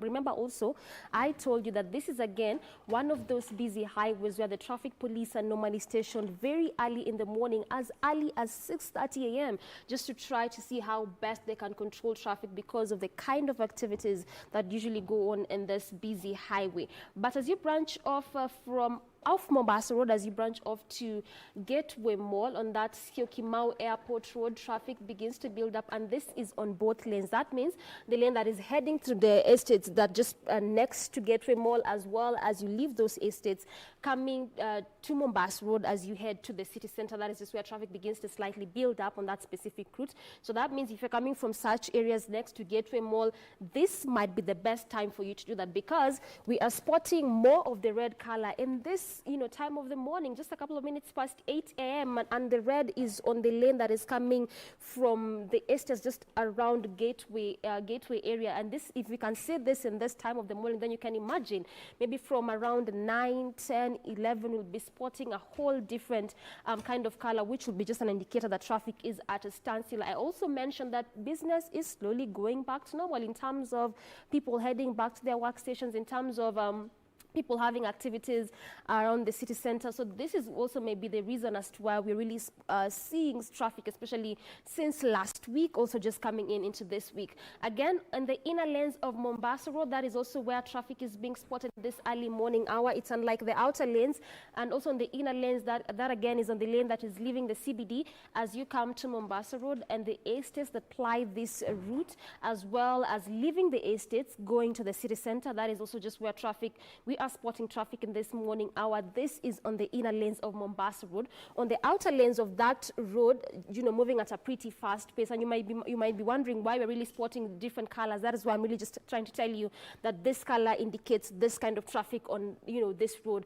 But the green on the outer lanes of Mombasa Road, just an indication that moving at a pretty fast pace. In fact, that just ultimately means there's no traffic at all. Also next to Kenya Civil Aviation Authority, traffic when I was looking at this map like a couple of minutes ago, I was really spotting traffic on the lane that is coming from CBD as you head to the estates. But as of now, on that outer lane, moving at a pretty fast pace, where there's traffic is on the other side. This is still next to the Airports Authority. That is not the airport, but the Kenya Civil Aviation Authority, still on that specific area. But on the other lane, that is not the lane that is leaving the estates. On that lane, you can now see the difference in the color. This is the maroon color, showing you that on this specific area, traffic is in fact at a standstill, not moving at all. But also, look at this. Next to this area, we have the Epicenter Africa, there's Prime Cartons, Crown Healthcare, Hind Aluminium Kenya. So these are just some of the businesses along this specific area. And like I keep mentioning to you, in places where there are bus terminals, in places where there's the large-scale businesses, in places where there are footbridges, this is how we'd normally expect the road to be looking like. Now, just by the result of the fact that there are numerous businesses around this specific area, this could also be the reason as to why we are spotting traffic on this specific area, because when you're looking at the other area that is next to Gateway Mall, at least traffic was quite manageable, and in some areas it was moving at a really fast pace. But on this specific one, just because of the kind of businesses lined on this specific road, this is also why we are really spotting the traffic. And also I had mentioned to you that businesses are going back to normal in terms of people heading back to their workstations, in terms of people heading back to their kind of activities. So this is also why we would spot traffic in this morning hour. So away from the Aviation Authority, just coming all the way to the city center along Mombasa Road, traffic on major parts of the road, more of the red, more of the maroon color on this specific road, and this is on the lane. This is on the lane that is just leaving the estates as you come to the city center. Really, clearly, business is going back to normal, because remember when the first case was being announced in the country, we were even not doing traffic because there was barely any traffic, in the city center. And also it was a time where the fuel prices were high. They hadn't been reduced. So that is also why we were not seeing more of the vehicles. Again, there was also a directive where people were to stay at home. And if you have to come to work, stay at home unless if you really have to come to work, and also work from home. That was one of the directives that were given at that time when we were reporting the first case. This was around 2 months ago. That is why we were barely seeing traffic on our roads. But clearly, as of now, after the announcement that was made on April 27th, where eateries and hotels could go back to business after following some guidelines, so it has sort of made other people see, the need of also just going back to like life is as usual. So you might be wondering why we're really seeing traffic, at least for the past 2 weeks. This is because of that sort of like normalcy people are beginning to get into. And on Mombasa Road, along Mombasa Road, I can tell you, especially if you're leaving the estates that apply this route and you're coming to the city center in this early morning hour, and this is just slightly past Syokimau, then you may just have to make do with this traffic, because through along this route all through till the City Cabanas all through till the City Cabanas Bridge, traffic moving at a really slow pace. In fact, on some major parts, just like what I was showing you, it is the maroon color, which just clearly shows the traffic is at a standstill, indicating that it's not even moving at all. But for those that are coming from city center, as you come to Mombasa Road, then at least it's a good one for you, because then there's no traffic at all moving at a really, really fast pace. But again, this is also one of the areas where I want to just stick on a bit. This is around the City Cabanas area. This is also one of those places where it's a bus terminus, and also there's a footbridge. Again, I also want to mention to you that the reason as to why there's a number of bridges along this route is, again, to reduce on the number of death cases, and this is one among them around the City Cabanas area. And the traffic on this specific route quite unbearable, especially on the inner lanes. This is on the inner lanes around just the City Cabanas area. So that's that in regards to traffic this morning along Mombasa Road. And even as we talk about traffic, remember, we are also live on Facebook. So if I would like to just sample a few of your tweets here and comments. I'm seeing Gilbert Kigen is watching from Capriro Village border. He's saying he's between Sigowet, Sowin, and Belgut in Belgut. I'm seeing Gitua and Kimata Gatanga, and someone is watching. Joseph Kuhunya watching from Gatanga sub-county. Margaret Ngina also watching from Gatundu South, Mudega. Samuel Wesonga from Kawangware watching also, and I'm seeing Frali Jamwa watching from county number 001. Got tuned in from Mikindani. Victor Rolgito also watching from the estate of Nyariacho in Nyamira County. Also following up is Gilbert. All right, so keep sending us your tweets as we sampled in your feedback as we continue with this morning conversation. Remember, we have a lot in store for you this morning. Now, as we talk about the coronavirus, the COVID-19, people are told to stay at home. People are told to stay safe, keep social distancing, sanitize. But not everyone can be able to afford basic commodities at a time like this. It therefore called upon, it made sure that the government therefore called upon people, NGOs, well-wishers, philanthropists, and organizations, religious leaders to come together and distribute food, face masks, necessities that are basic to different people within the region. Well, as we talk about this, how effective has it been distributing all this food?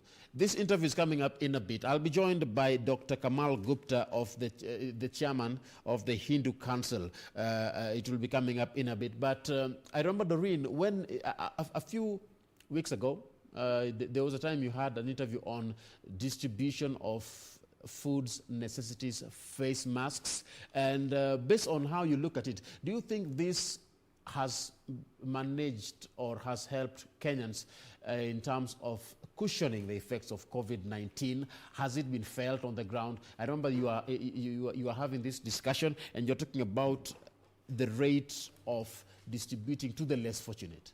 Yeah, exactly. And maybe I can just start from that point where the president, in one of his speeches, he really thanked these community group members, because in as much as we are focusing on the government, and the government is our lead, our director in terms of what we need to be doing in terms of protecting us as citizens, the government cannot shoulder every expense. It has a lot to deal with. It has a lot to do, and they're doing the much they can. So it just ultimately turns to some of the community group members, because again, also, you may remember that even the other time when you were speaking to the pastor, it is this community group members, these people that are in touch with those community people. Because when you look at the government from a holistic point of view, then the government may not be able to do every single thing that we expect the government to do, because just like I mentioned, it has a lot that it's doing. So this turns to the community group members. This turns to the different sectors in regards to the kind of help they can give to fellow community members. And just like you mentioned, this was a discussion I was also having with Refiga, the head of Grandpa Records, and he was telling us the kind of things that he is doing for Kibra. And he's not just the only one who's doing something for his fellow community members. We've seen artists coming out in large numbers, using their social media platforms, others just going to different communities, and not specifically the ones around them, just picking any community, seeing how best they can distribute sanitizers, seeing how best they can teach them how to wash hands. Remember again, Ram, the issue of people even knowing how to wash hands becomes, an issue that we continue to grapple with, because yes, we can be there showing on TVs of how people need to wash their hands, but what about these people that do not have access to TVs? How are they learning how to wash their hands? Because that is again a very important aspect, even as we talk about communities being helped. It's not just in regards to matters giving them food and sanitizers, but also how they can keep themselves safe. And we have seen different sectors, different community groups coming out in large numbers to help the government, or better still, to assist the government in helping their fellow community members during this pandemic time. And all I can say is that I think it's a good thing, because then people say that it's during times of troubles, when you're going through tumultuous times, when you can really understand the people that are for you. And I think in this time we've seen so much how, especially for us as Kenyans, how we are for each other, that we don't always have to necessarily wait for someone up there to come and offer help. If you can give help to someone, then you give help to them. And this is what we've seen community groups coming to do, going to different levels, also in terms of sensitization, really sensitizing and giving information to this community members. So I think that's a good thing, Ram. And I love that so many people have been able to come to support the emergency response fund. More than 1.2 billion shillings has been donated in regards to this. So, in your view, do you think that Kenyans can be able to feel this thing? Yeah? All right. Well, all right. I'm told my guest is ready also on the other side. All right. So joining me live is the chairman of the Hindu Council, Dr. Kamal Gupta. Thank you very much, Dr. for joining me this morning. Hope you are well, staying safe, and maintaining the stipulations by government.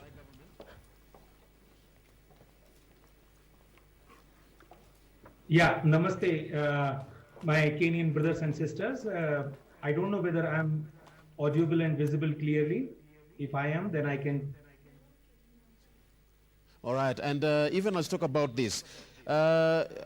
You launched a distribution program for food at the Hindu Council offices in Parklands, and it was just a few weeks ago when you even given some commendations by the government. They applauded you for giving out to the less fortunate within the society.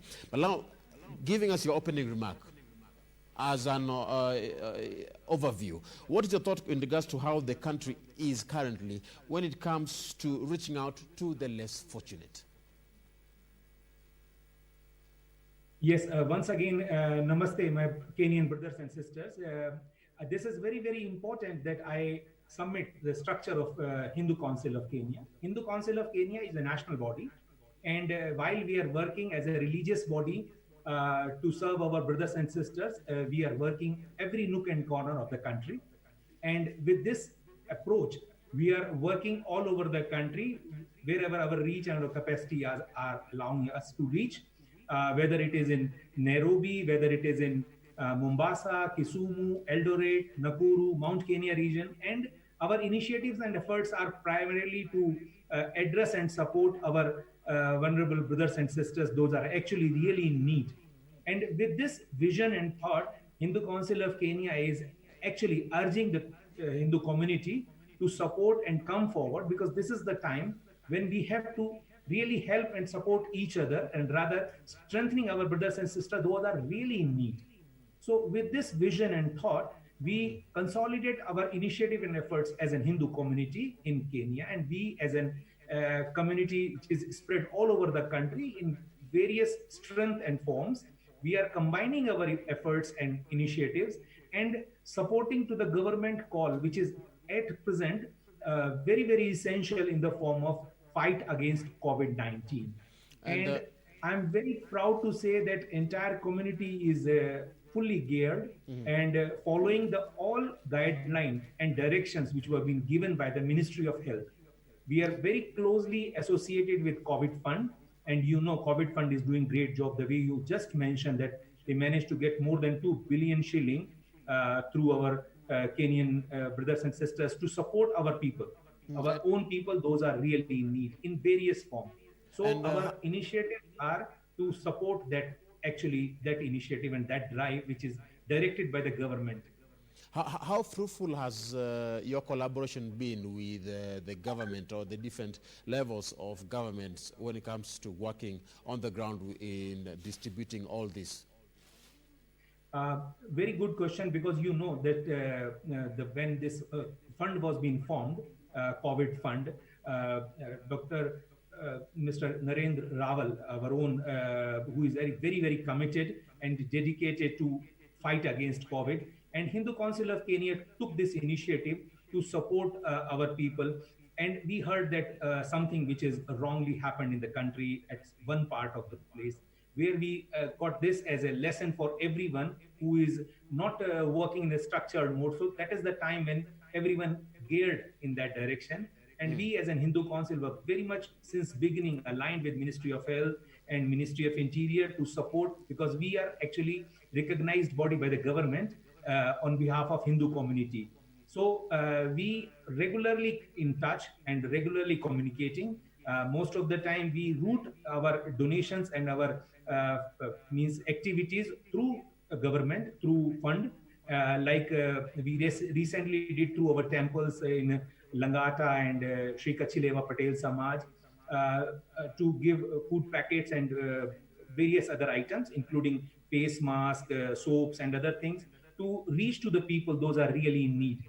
Because it's always be more dependable to work through the structure which is quite intact and quite structured in such a way so that reach to that particular support would actually be together with the people those are really in need, and it is not going to complicate as far as means the life of the people, because there is something which happened in past, and this pandemic is a pandemic which is actually very badly hit to even the donation process also. So it is always better to communicate and to get in alignment, and that is how we normally do. But there are other activities also which I wish to highlight, because there are many homes in the country. Those really look forward to the support, because there are old age home, there are children's home, there are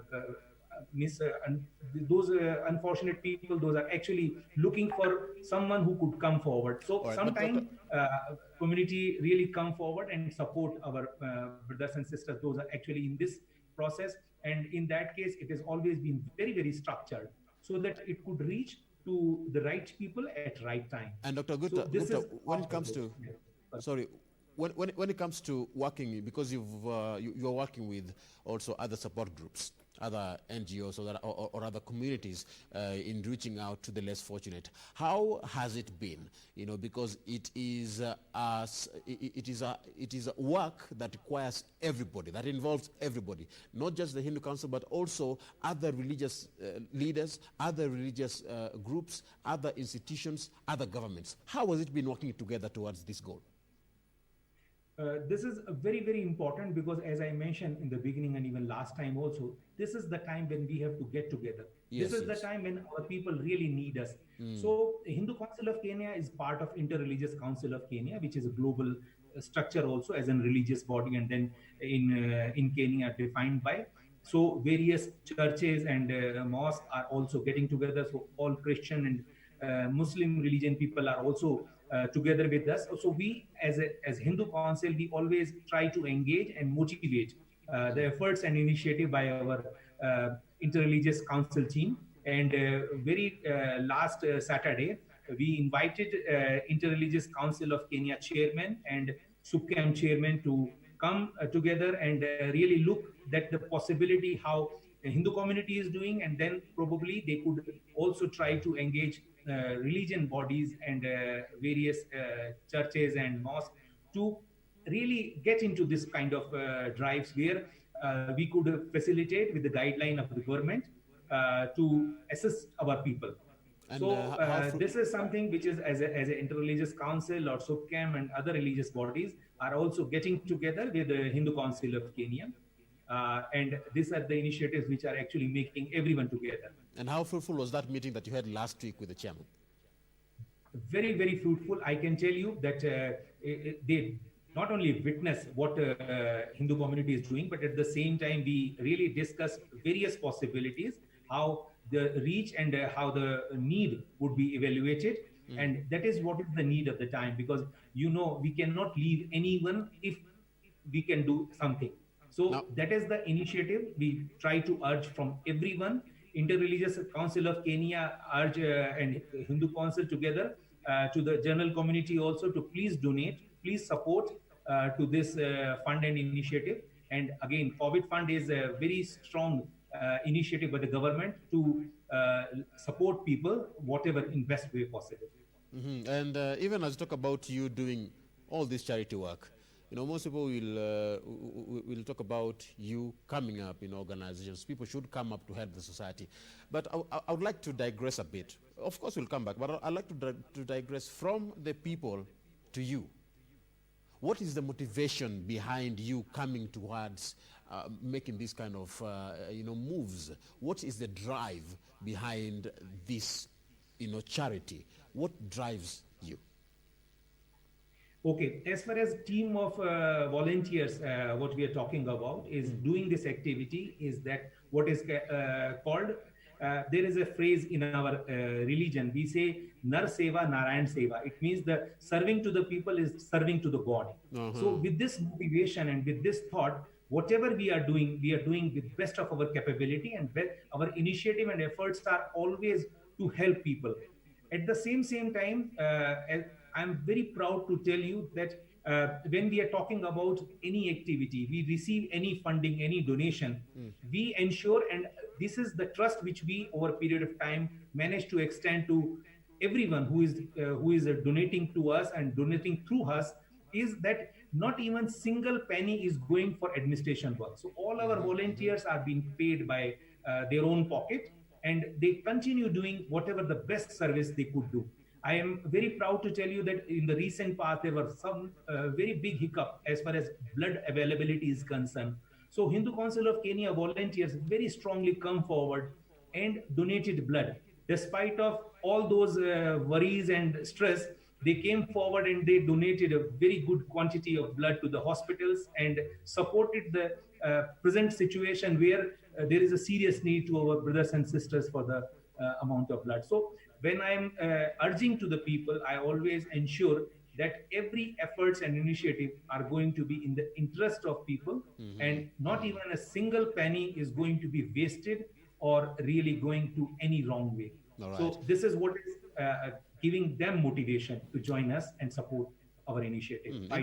Interesting there. You said you're giving face masks, and based on how your target was, your package included 100,000 free face masks and other basic needs to the vulnerable in the society, especially the ones living in slums. And you say that you want to ensure families stay at home to control the spread of this novel coronavirus. But how do you avoid missing anyone and ensuring the donations get to the right persons? That's very important, because we are also accountable and answerable for each donation what we ourselves or our people are extending through us. So we are ensuring that the channel has to be correct and right. So that is where we always get associated with the government bodies, whether it is local government, whether it is COVID fund management team, or whether it is those homes who are vetted by Hindu Council for over a period of time. They have proven their credibility, and we have been to their places several times, whether it is old age home, whether it is maybe children's home, or even different type of homes. Those are actually to help people. So these are the efforts which are actually letting us to reach to the people one to one in most of the cases, through a regularized channel, which is not going to be misused and which are not going to be maybe in any case lost any importance of this initiative and efforts. So we are using those channels and path, and definitely we are improving every other day, because we know that we have a limited bandwidth. We cannot have unlimited situation where we can, but whatever is possible, that is why we always urge to every donor that it is not a value, it is engagement, and it is positive participation. So whichever way people get engaged with us, whichever way we can extend our contribution or donation to our own brothers and sisters, those are really in need, is something which is most important, and that is where we are working together hand in hand. And you rightly touch a point of interreligious. That is where we are working very aggressively. We recently started a community preparedness program with Ministry of Health and other stakeholders to organize several webinars and knowledge upgradation. Ministry of Health recently supported us with the training program also. So several activities, those are happening, and this is the time when we have to really took hand together and really work together to make all these initiatives in the best and most effective manner. And you've been working on the ground, meeting people, talking to people. How challenging has it been for you, even when it comes to staying safe? Because you should also ensure your own personal safety and the safety of everyone that you work with when it comes to dealing with these donations. How do you maintain, social distancing, maintaining all the government stipulations put in regards to combating the COVID-19, even as you ensure that you give out to the society? This is equally and very important as we are extending our help to the needy. This is equally important that those volunteers, those are on ground, they are going to remain in a good situation, but at the same time, they will remain safe also. So we have got protective equipments also, protective gears also for them. But at the same time, we are ensuring all those guidelines. And that is one of the reasons why I highlighted a point that Ministry of Health organize a training program for our volunteers and regularly enhancing the skill and reach to keep all those parameters to be taken well care. So that is how we are ensuring that we don't miss anything as far as activities are concerned, and we effectively do our activity so that we could make best out of it. All right. Well, now finally, because of the interest of time, what would be your message to the Kenyans, to those who have different problems when it comes to lacking these basic commodities? Because we all know that at some point you may not be able to reach everyone, but you are trying to. What is your message to the vulnerable in the society? First of all, this is important that we, as whosoever is capable, to extend the helping hand, because this is the need and this is the time when we have to really get together and extend the help. But at the same time, those my vulnerable brothers and sisters, my message and my request, my urge to them, that please work on sustainability. Hindu Council of Kenya organized several programs in recent past where they can start working for themselves, and so that in coming months they would start getting return out of it, whether it is some agriculture activities or whether it is some activities where they will start getting the money for themselves, because this is the life which we need to lead. We all pray to the God Almighty that we come out with this pandemic as early as possible. But if that is something which is a situation which will last for some longer time, then we have to prepare ourselves. So this preparedness is most important at this moment, and for preparing ourselves, we need to work on sustainability. So I urge my brothers and sisters that please work on sustainability. It is good that there are people, those are willing to work, willing to help, willing to extend the support, even together with the government. Government is very supportive and very positive to help the people, but at the same time, kindly look for the possibility where you could sustain in coming days. And we are all together. I pray God that we come out with this pandemic or with this situation as early as possible, and God is going to listen to us very, very soon. All right. Thank you very much, Dr. Gupta, for your time. Thank you so very much for taking our message to everyone. Thank you so very much, KBC. All right. Namaste. Namaste. That is Dr. Gupta Kamal, for the chair of the Hindu Council. It's all about appreciating the less fortunate in the society. Now, thank you very much, Ram, for that. After Kenya confirmed its first case of COVID-19 on March 13th, this has taken a lot of precedence over so many other issues, including a phenomenon that has not been witnessed in the last 70 years. What am I talking about? That is the issue of the locust invasion. And what does that mean, especially for food security? So the locust invasion, how much has been spent? And do we have an opportunity, or is there victory in sight? That is a conversation we're going to be engaging on this morning. And I'm going to be joined by the PS of Agriculture in the Ministry Department of Agriculture, that is Mr. Hamadi Idi Boga, to just bring us up to speed as to so far where we have gotten in as far as the locust invasion is concerned. Good morning, sir.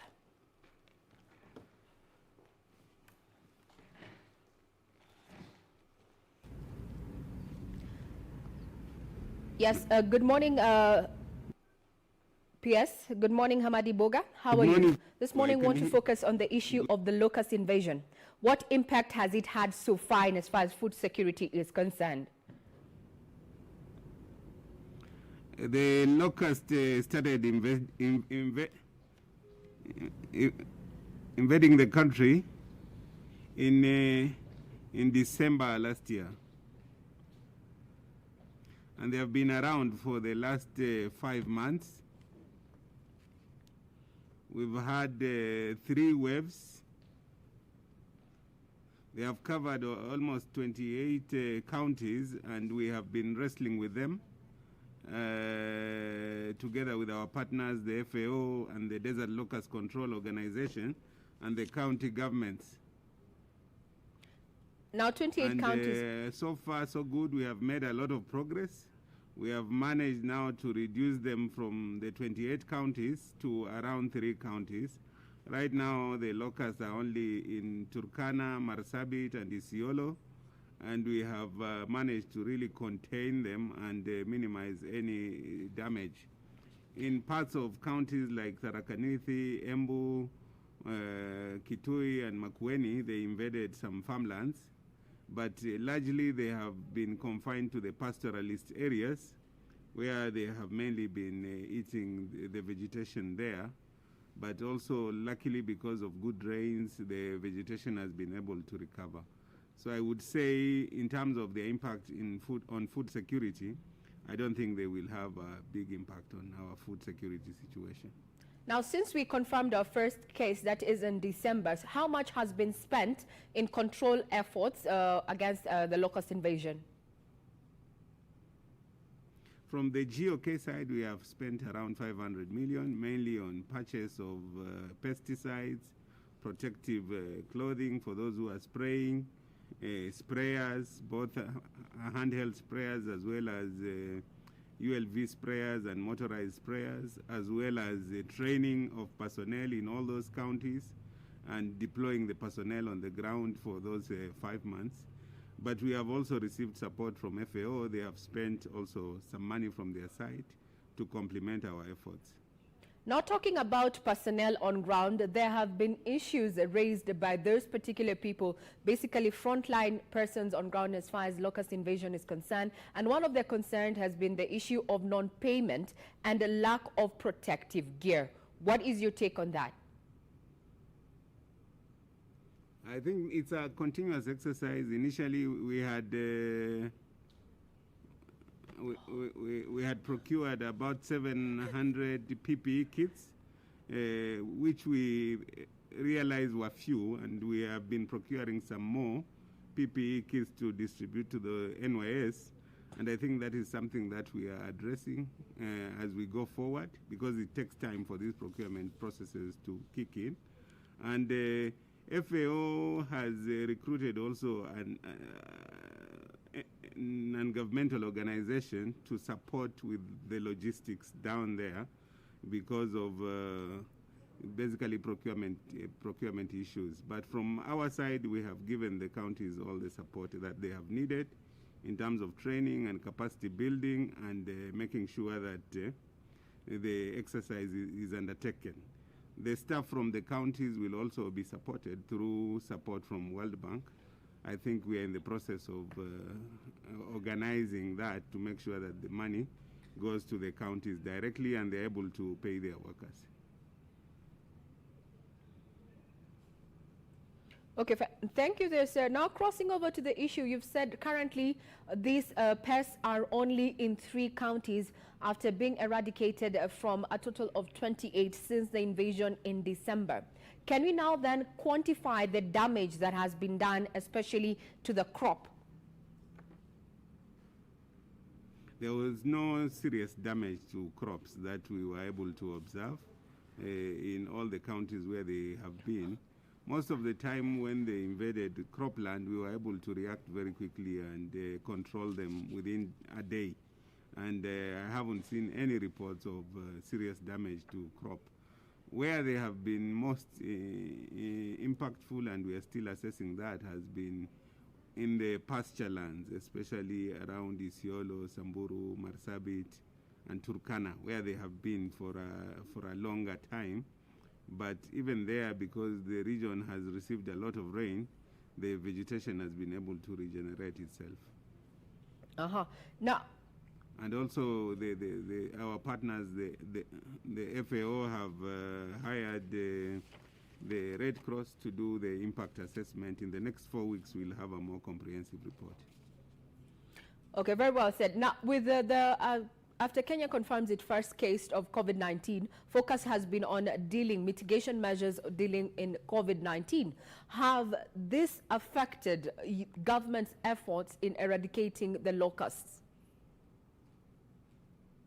No, not at all. Actually, in our ministry, we have created what is known as the Food Security War Room, and it has 9 parameters that it's tracking.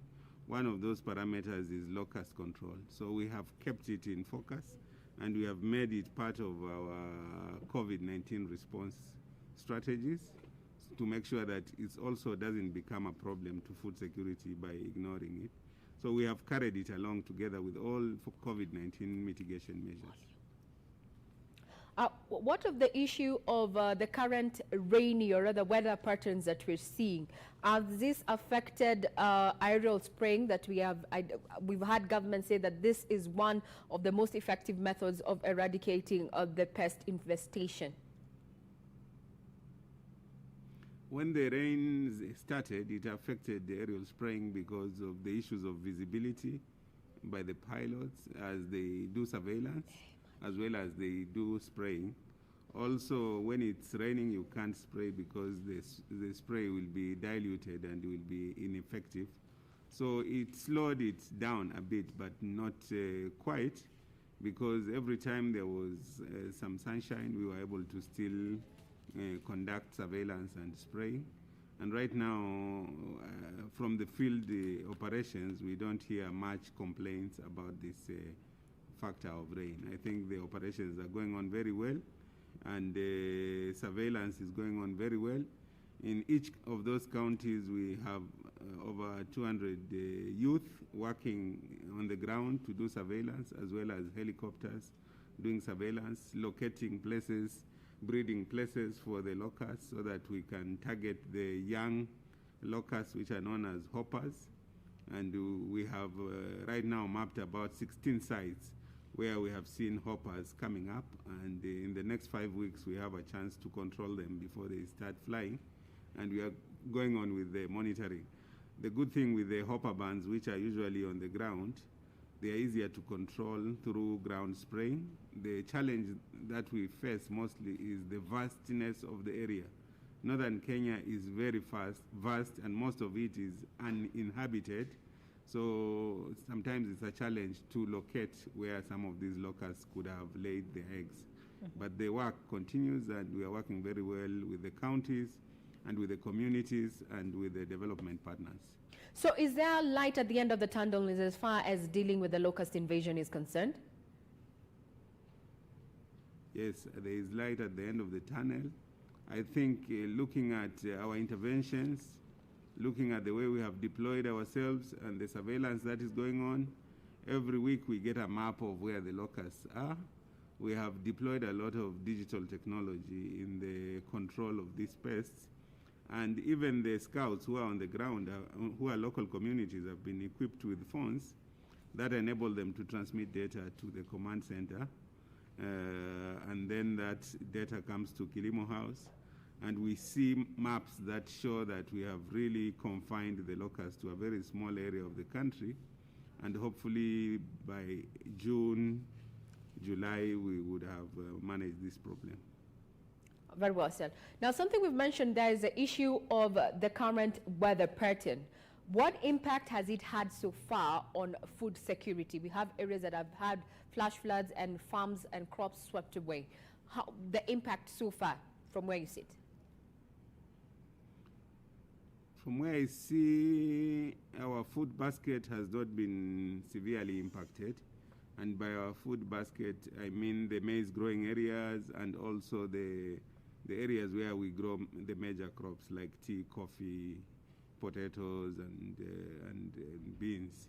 Most of the areas which have been impacted in Nyanza, some rice paddies in Ahero have been impacted because the lake has risen beyond its previous borders. And so people have been displaced. In total, we estimate about 10,000 hectares have been affected. And those families' livelihoods have also been impacted, and the government has been intervening through the State Department of Devolution, through their relief operations. We are monitoring the total damage and trying to see how to help these communities recover, because most of them are still agricultural communities, and the food security of their households has been shaken, and we will have interventions to support them to re-emerge from this loss. But in terms of the larger food security situation in the country, I would say, for example, usually we do about 2.5 million hectares of maize. So if we lose 10,000 hectares, it's still on the lower side. But I think we have an opportunity to still recover, not necessarily growing maize, but growing other short-term crops which can mature quickly because the season has progressed. Now, we've talked about the issue of maize. It has not been affected per se, as you've said. It's not in the areas that are experiencing heavy downpour. But now there's the issue that what informed governments a thought or rather plan to import maize? Yeah, usually we consume about 50 million bags of maize annually. This year we produced about 43 million bags. So there's a deficit, obviously, of 7 million bags. We have challenges. Most of the deficit is bridged through imports from Tanzania and Uganda, but we have had challenges. Immediately after COVID, flow across the border is a challenge. And when we looked at our food balance sheet, we saw we are going to experience tightness around July, August, and we allowed the importation of 2 million bags. 2 million bags is what you consume in about 2 months. And so to bridge that before our harvest comes in September, October, November, December. So basically, because of the disruption of global supply chain, it is prudent for us to put a stopgap measure to make sure that under these threats of lockdowns, we don't run out of food. Now, what options is government then looking at, given that the courts have barred the importation of that particular cachet? It's disconnected. Eh?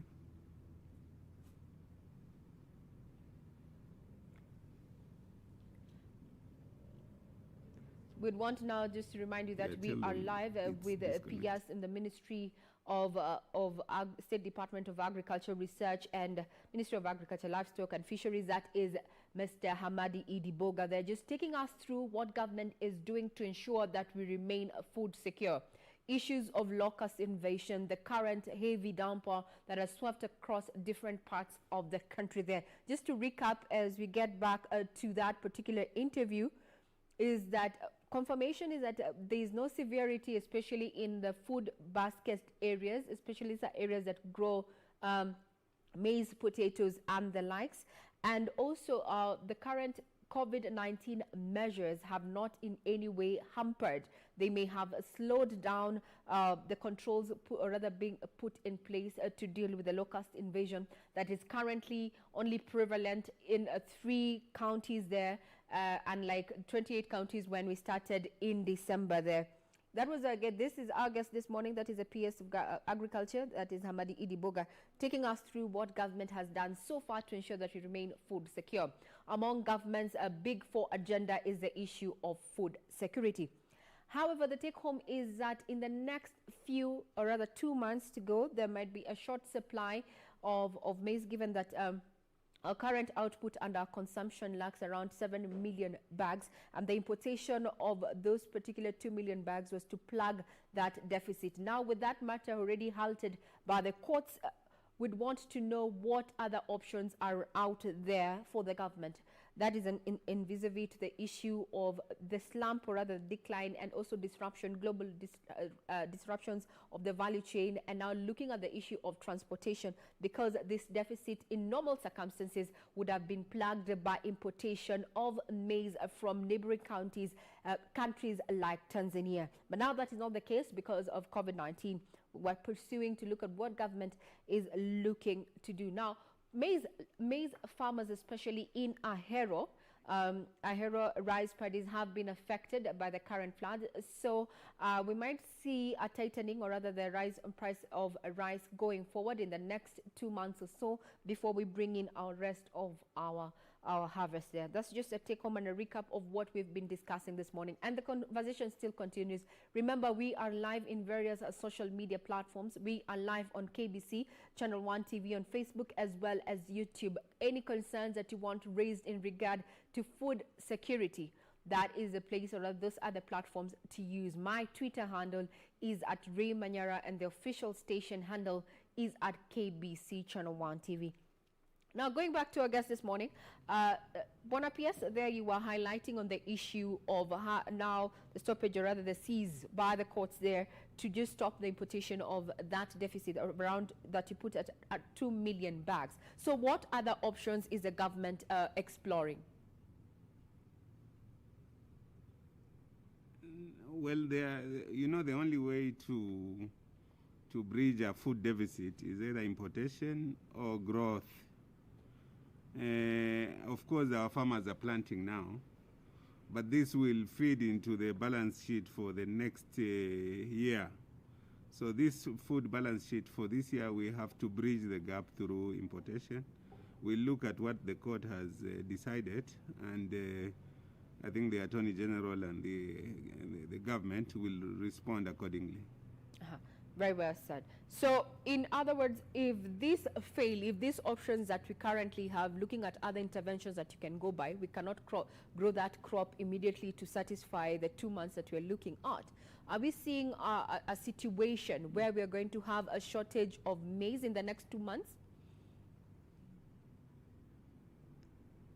I'm sure we'll be able to import, because the issues that were raised by Omtata are issues of standards which can be addressed. Very well said. Now, still keeping up on issues of food security.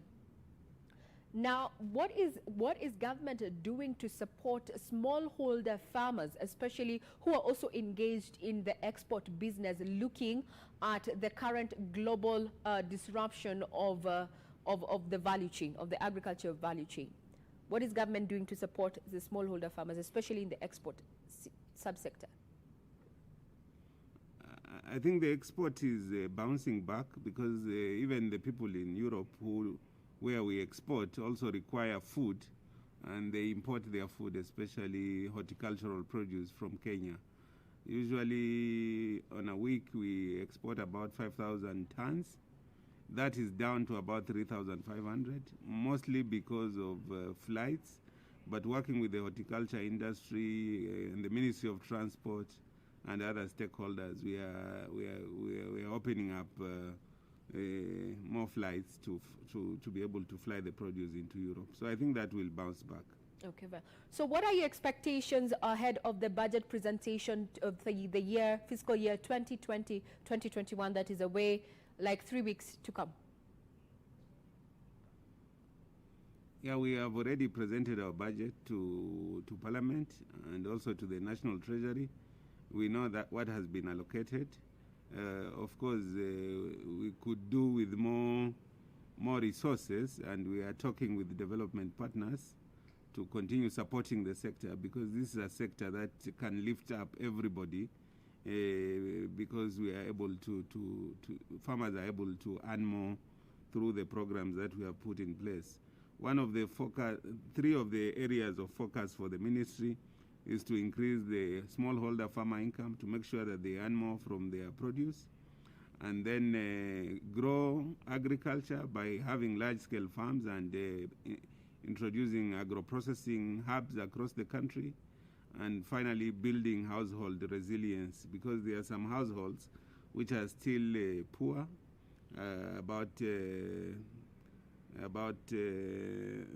who are living below the poverty line, and they are not able to be food secure.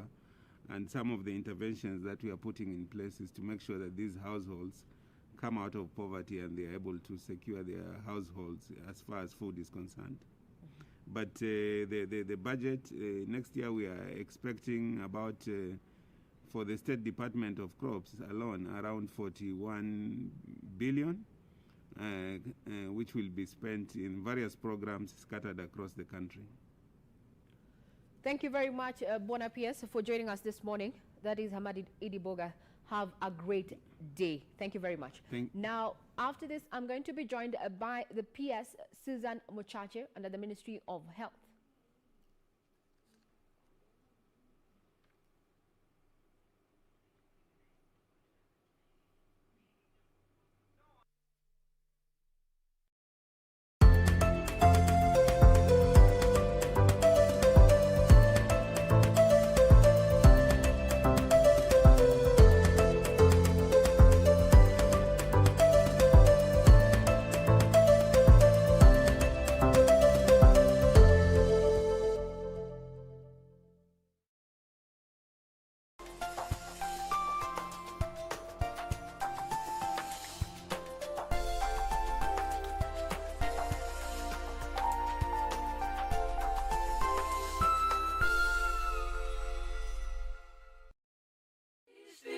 Fantasy. Caught in a landslide.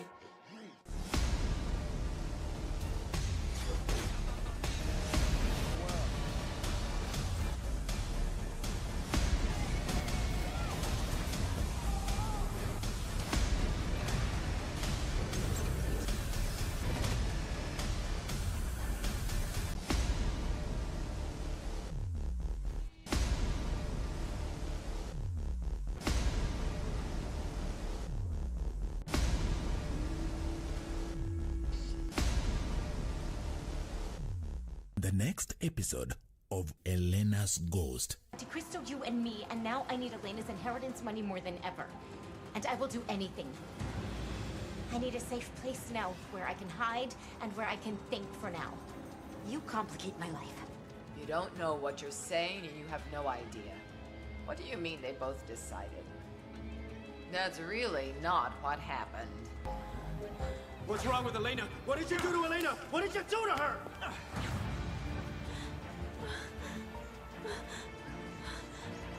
Elena, I'm your husband. I'm not going to hurt you.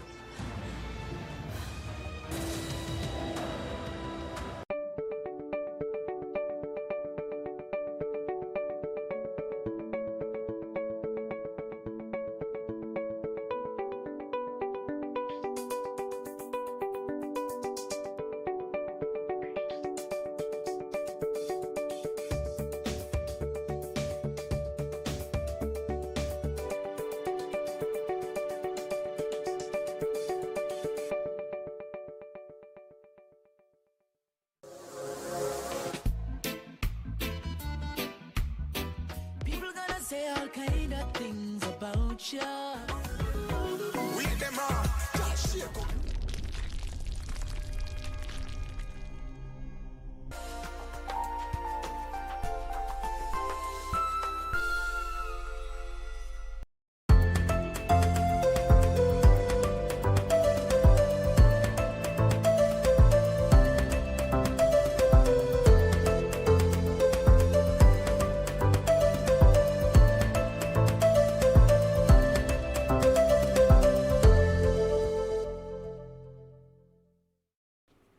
Are you satisfied with government's current measures to stem the spread of COVID-19? Currently, the numbers are 887. Yesterday, 57 Kenyans tested positive. The number of those who have succumbed currently stands at 50.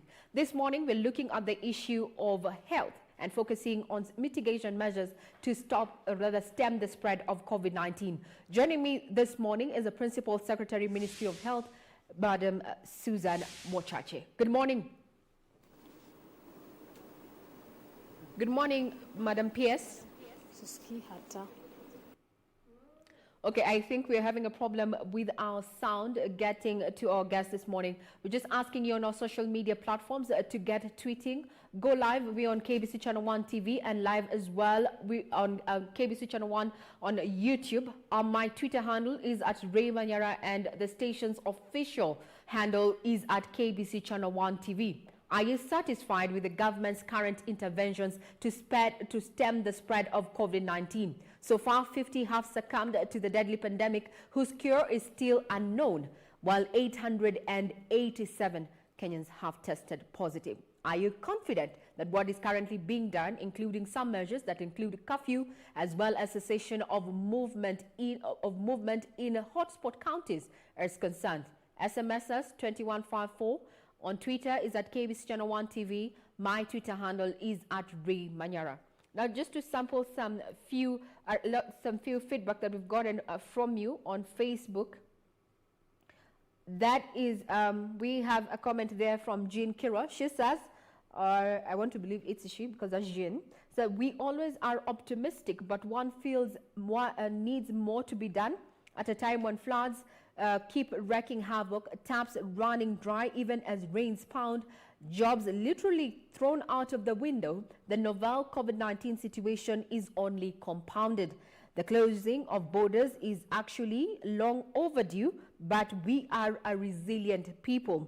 We shall be there post-COVID-19. Thank you very much, Jean. Follow suit if you want us to air some of your comments in regard to the current interventions that have been made by government regarding, or rather just to mitigate on the spread of COVID-19, whose cure still remains at large. Over 2-3 weeks ago, we had 7 or 6 of our scientists joining in this prevalent search for a cure of COVID-19 that has so far claimed several lives, hundreds of thousands of lives globally.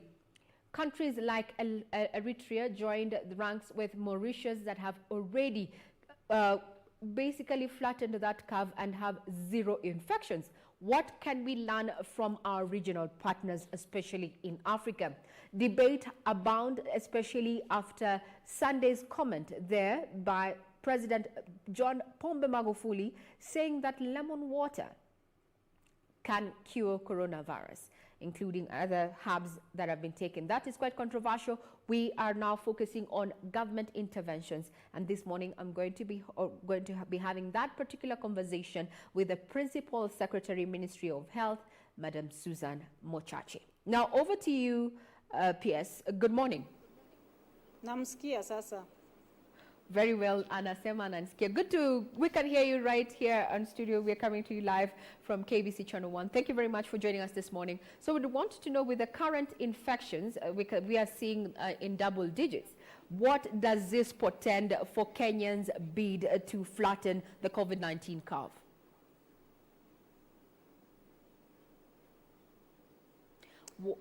Thank you very much, Sheila. Yes, we have seen that the incidences of corona have been on the rise, and this really is a confirmation of what we have been saying, that the virus is not just amongst the people who have come out of the country, but that indeed the virus has now come into our community. So what it means is that more people out there are, getting infected and infecting others. And this is also something that, of course, we had hoped we would be able to tame fairly quickly. But for now, we can only say that we would want that Kenyans adhere to the guidelines that we have issued, because there is no other way with corona. It is about prevention. So now that we have hit the double-digit number, it only calls upon us to be a bit more serious, to be more vigilant. So Sheila, sometimes it concerns me to see how we are beginning to take things a bit lightly, and yet the numbers are on the rise. So we don't want to reach the 3-digit numbers. And if we are not careful, we may get there. When you walk and see people not wearing masks, not observing social distance, then of course that becomes very concerning. But if we all pulled together and ensured that we adhere to the very basics, washing our hands all the time, the spread of the disease will go down. And I think the minute it begins to go down, then we can begin to have confidence that we'll go back to our normal lives. Mm-hmm. Very well said. Now, the issue of government measures that have been put in place already, how effective have they been?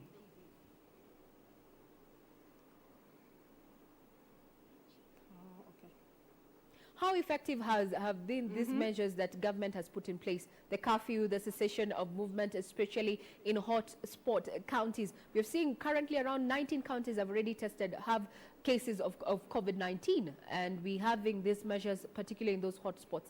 Do you think they are effective enough, or they are effective enough to stem the spread of COVID-19? Or do we need more? Oh, definitely, Regina. If it was not for the restrictions that the government put in place, if it was not for the real call for Kenyans to observe better hygiene, washing hands, if it was not for the fact that the counties that have got a high infection rate have been, cessation has been restricted within them, I can tell you we would not be where we are today. I think we need to laud ourselves as a country, because those interventions have meant a lot. Can you imagine if we were carrying on usual business like nothing is happening?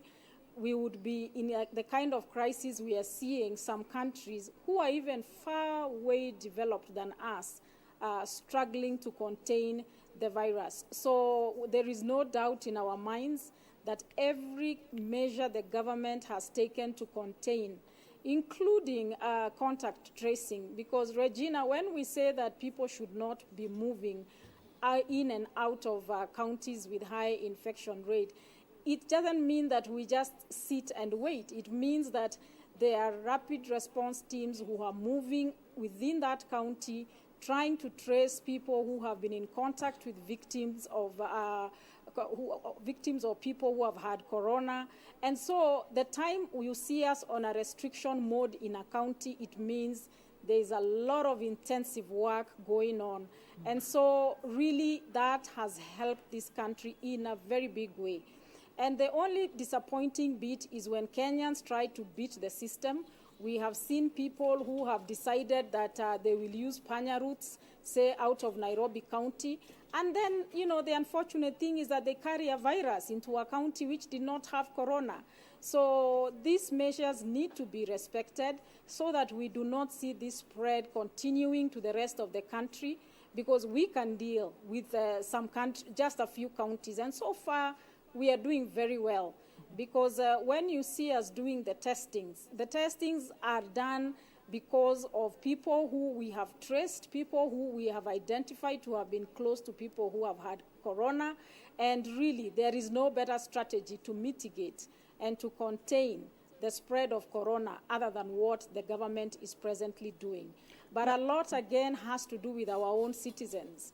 I think it is our desire as a Ministry of Health to see more people wearing masks. Okay. As simple as this intervention looks, Regina, it really goes a long way. So even any other economies that we are seeing on out there that Kenyans. are trying to open up and allow people to undertake their usual activities, there's one thing that they are not letting go. People have to wear masks. So I really call on Kenyans to take it seriously. It's an important intervention because we must understand what is corona. Corona is a highly infectious disease that attacks the lungs. It really is transmitted through air. It is transmitted through us, getting the viruses on our hands and then, touching our eyes or our faces. And this is why it is important to wash hands and to wear masks. Because when you're within close proximity with somebody with corona and they happen to sneeze or they happen to just turn and talk to you in a distance of, let's say, less than 1.5 meters, you will get corona. So my prayer for Kenyans, so that we can quickly get back to our normal lives, let us wear masks. Because the day we see the numbers going down, and say for 2 weeks continuously, the numbers are decreasing, then obviously it means that we are winning the fight and now life can go back to normal. But it won't happen with the way some of us are not cooperating to do the things that are expected of us.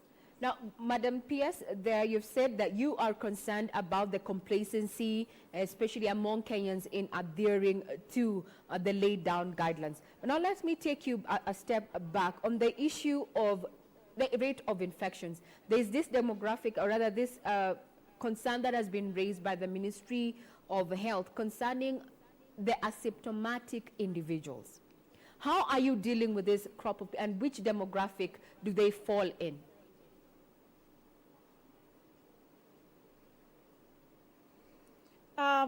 Looking at, the data of the people who have had corona, what it shows us very clearly is that the majority of the people are around the mid-age groups, that is people around 25 up to about 40.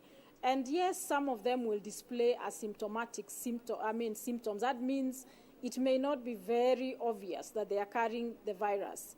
But the problem with this disease is that once it infects somebody with a comorbidity, which means that you have a pre-existing condition, even if you're 20 and, for example, you are going through chemotherapy, even if you're 20 and you have diabetes, even if you're just 5-year-old and you're suffering from a pre-existing condition, it means that corona is likely to really, take a toll on the body and bring you down.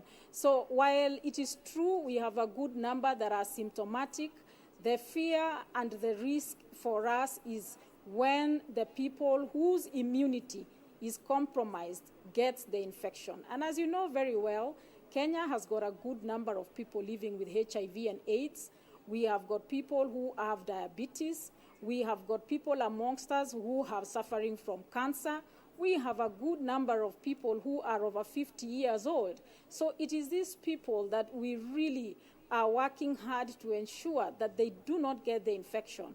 Because when corona enters such a body, irrespective of the age, it is likely to cause a mortality or cause death. So just because it's asymptomatic does not mean that, we slow down or take lightly any guidelines that had got to do with social distancing or wearing masks. And even just overall, just avoid, if you're from Nairobi, stop going up country to visit your elderly parents. You're in Nairobi, stop going out there to places where corona is not there, because you'll go in feeling like you're well, but the minute you enter a family and find people with compromised immunity systems, you cause them to all go down. Mm-hmm. So this is the thing about corona. So we have observed that mostly people who are over 60, a good number are not able to recover, and they end up losing their lives once they are infected with corona. Now, the issue of mass testing. The capacity remains low of testing capacity, because apparently we have the capacity to test around 37 daily, but currently the total numbers tested so far are 80 38,000 in total. What is curtailing the Ministry of Health from conducting, or rather it's scaling up its capacity in as far as testing is concerned?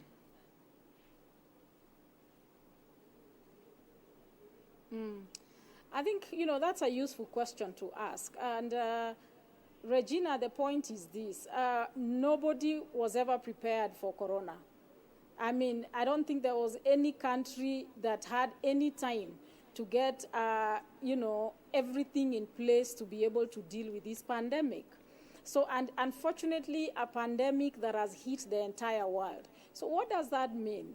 It means that it becomes difficult to access some of the things that we require, like testing kits, sample collection kits.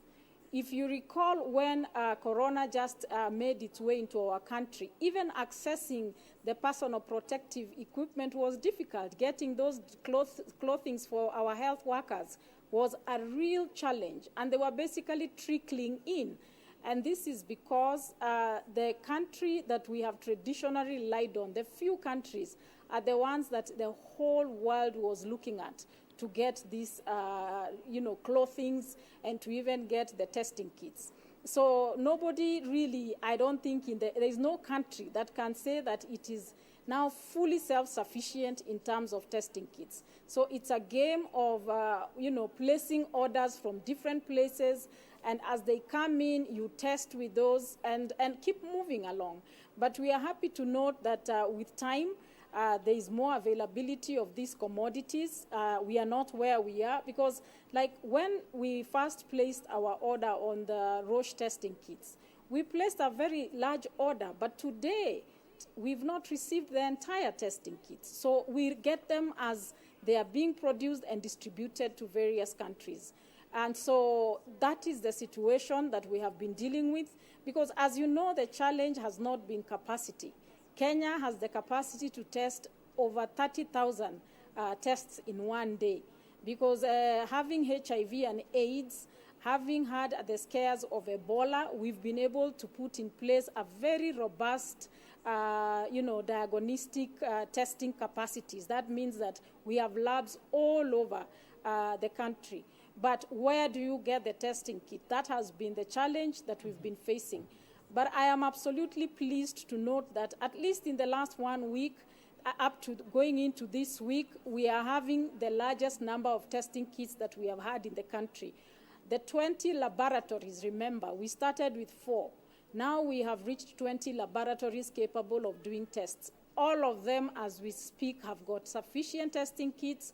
We are continuing to give them the collection kits. So our capability is also increasing as we move along. So we will see more people being tested because the market is looking up out there. And we are also getting organized financially to be responsive and to be able to buy much more than we could. Because again, Regina, remember, money was not sitting somewhere waiting for Corona. Corona came and money had to be looked for. And the government has done well so far, and we continue to be committed to ensure that we do everything that we possibly can to flatten the curve of Corona and really bring our country back to normalcy. What is the current reception when the officers, frontline officers who are doing or conducting these tests go to these areas to do for testing? Has the reception improved?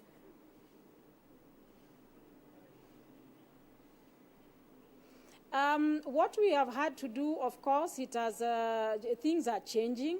I think the fact that the government has come out very clearly to say that no one will pay for quarantine, because one of the things that made a lot of people shy away was because they knew that if they were tested or if they were picked up by the rapid response teams, it would mean they go to quarantine and that they would incur or bear the cost. So that really we found was very, very defeating for this war against the virus. And so the government now is shouldering the entire cost for quarantine, but that is in public facilities. However, for those that choose to go and stay in a hotel for quarantine, we allow them to go, but they go there at their own cost. So because of that pronouncement by government to shoulder that cost, a lot of Kenyans are now coming out. A lot of Kenyans now are not as afraid to be tested or to be contact traced. So I think that has caused us to have a better level of responsiveness within our people. And I think the fact that we've also been able to record, people who have passed on in their homes. You know that there was a case in Mombasa where 2 elderly people passed away at home.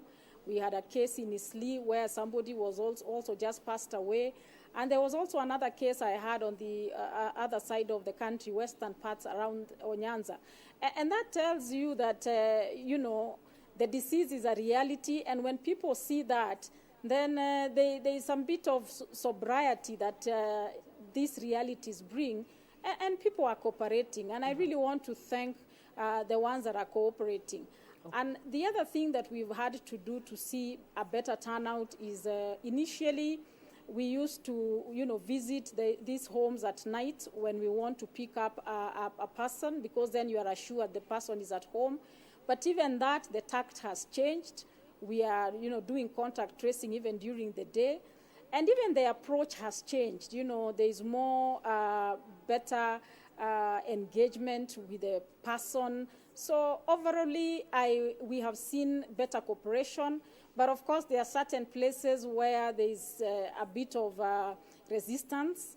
And for me, is to urge that in those places, it's a call for all the people there, the leaders, to encourage their people to allow the teams that do the contact tracing to enter the community, to test people, and to take others to quarantine. It is all for the good of the community.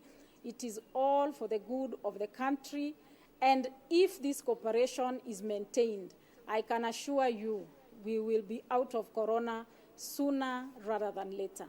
Now, courtesy of the Kenya National Union of Nurses has given a 20-day period to engage in dialogue with the government in regard to their demands, given that their strike was to commence today.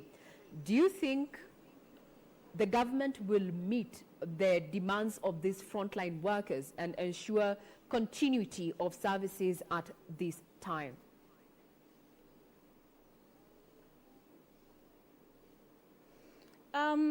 I mean, already, Regina, the president has already set the tone.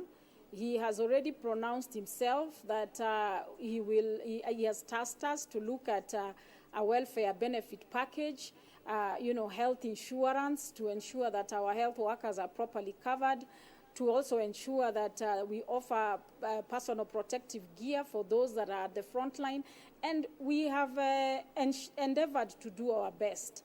Now, this, notice to go on strike, yes, has been received, but I'm happy that the Ministry of Labor has called for reconciliation. And I hope that the discussions will go well, because at a time such as this, really we have to be called to rise to the occasion of serving our country.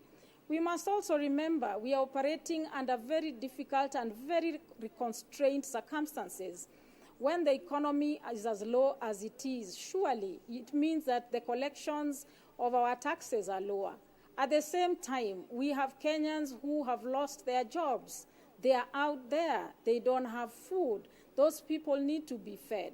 So really, mine is to urge that there will be understanding and there will be good cooperation with the nurses and the other health workers that are intending to go on strike, because I think that particularly where issues have nothing to do with COVID, I think my prayer and my humble request to the unions would be, let us leave those things alone.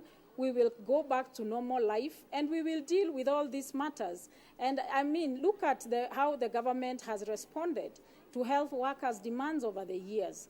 The government has done its best to ensure that every issue that has been brought that is rational, that merits attention, has been given attention. Mm-hmm. So it is my prayer that the health workers will not allow us to go into a strike at a time such as this, where the nation really requires their service. That at a time like this, let them remember that while they have jobs, while we all have jobs, there are people out there who are struggling to get a meal on the table. So it's also a time for us to be understanding and a time for us to really pull cohesively to just see that we make a turn for the better on Corona. So without, much, speaking much for it, I'm hoping that the negotiations that are going to be mediated by Labour are going to turn out well, because this is also a matter that is for the counties, because nurses actually belong to counties. The counties are the implementing agencies for health, because health is a devolved function. Now, but the ministry will rise up to the occasion to offer leadership, and we do hope that we will end up amicably and ensure that we don't disrupt the battle or this challenge that is facing our country. Because should we go into a strike, I can assure you a lot of the gains that we have made will be lost. So now, we are going into this with an open mind, and also very clear that we have been finalizing our welfare package together with the Ministry of Public Service, together with the COG, that is the County of Governors. And I am sure that the health workers will be reasonable and understanding as we go into this. But we go with it with a very open mind to hear what the concerns are. Very well said. Now, we've talked about the issue of complacency among Kenyans. But are you satisfied with what government is doing to ensure that these PPEs, the masks, the sanitizers that are already available to the public meet the required standards?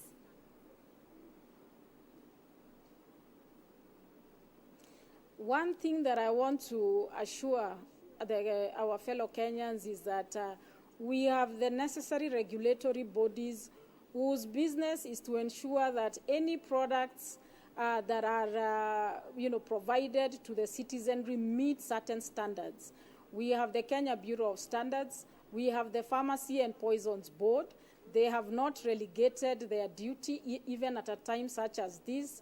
We have ensured that whatever is provided to the citizenry has been really vetted and properly checked by the relevant bodies.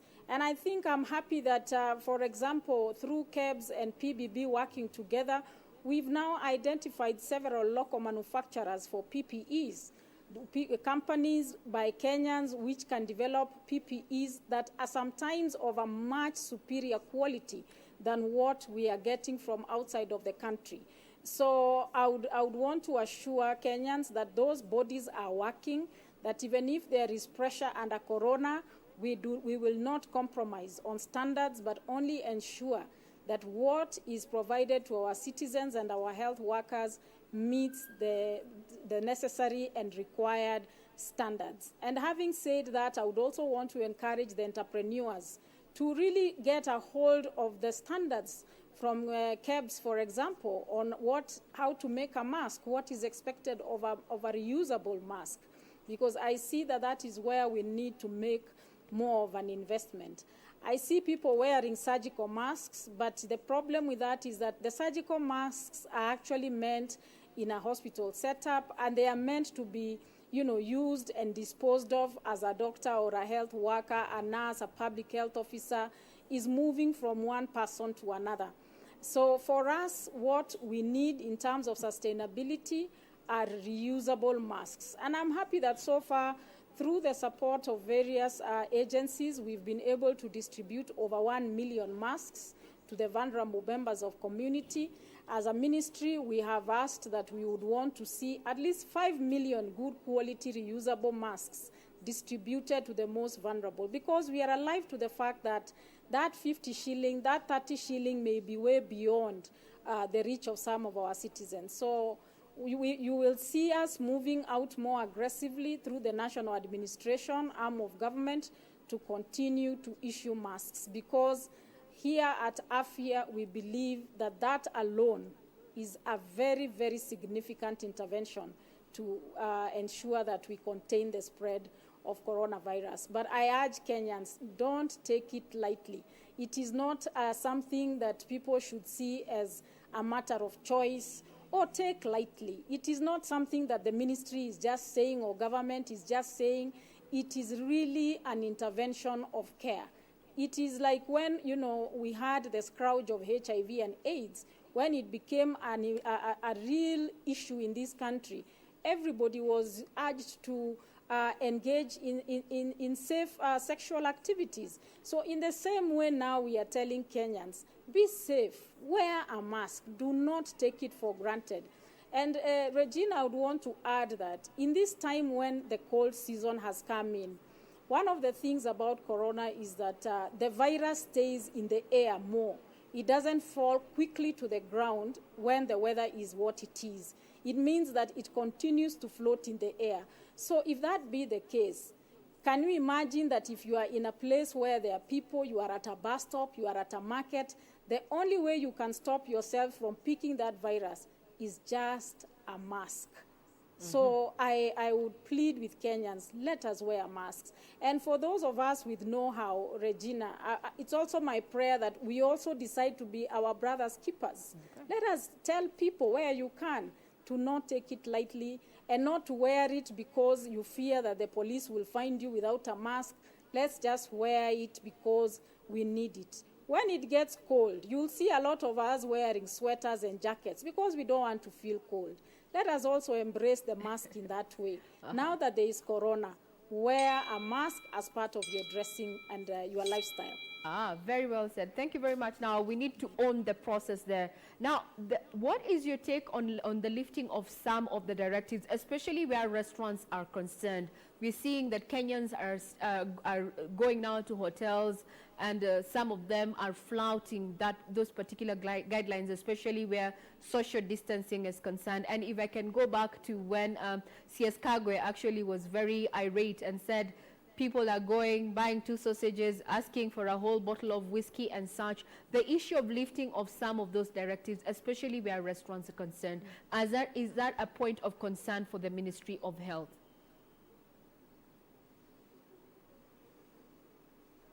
It really, it's a real concern because when that intervention was made, allowing for a sector of the economy to open up, it was done because of recognizing the economic pressure that Kenyans are facing and the recognition that a good number of our people are also in the, hotel, restaurant business. So it was done as a way of just ensuring that people can sustain their livelihoods.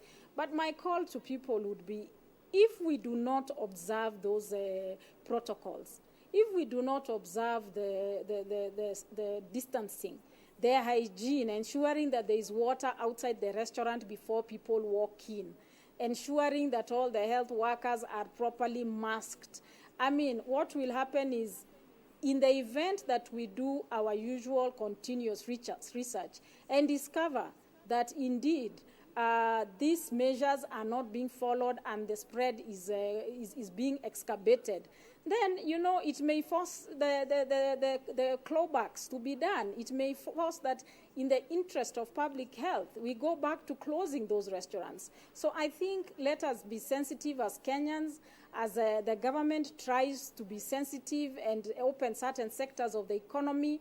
Please let us do so within the stipulated guidelines, because if not, this enemy of ours called corona will make us to go back and shut down.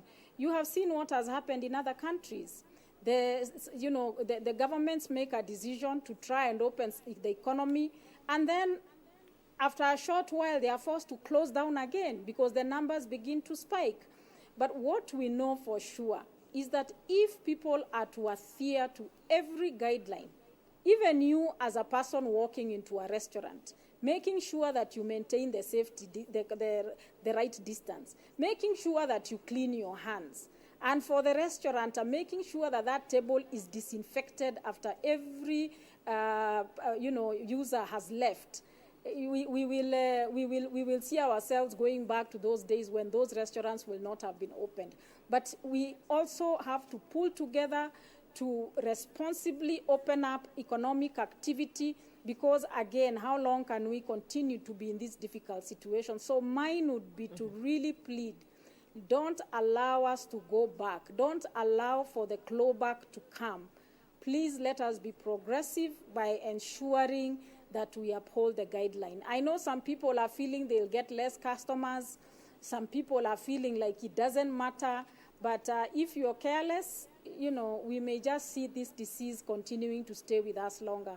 So it's really my prayer that we take these matters very seriously, and the restaurant owners should really be proper gatekeepers, making sure that there is proper adherence and observance on matters hygiene within their restaurants.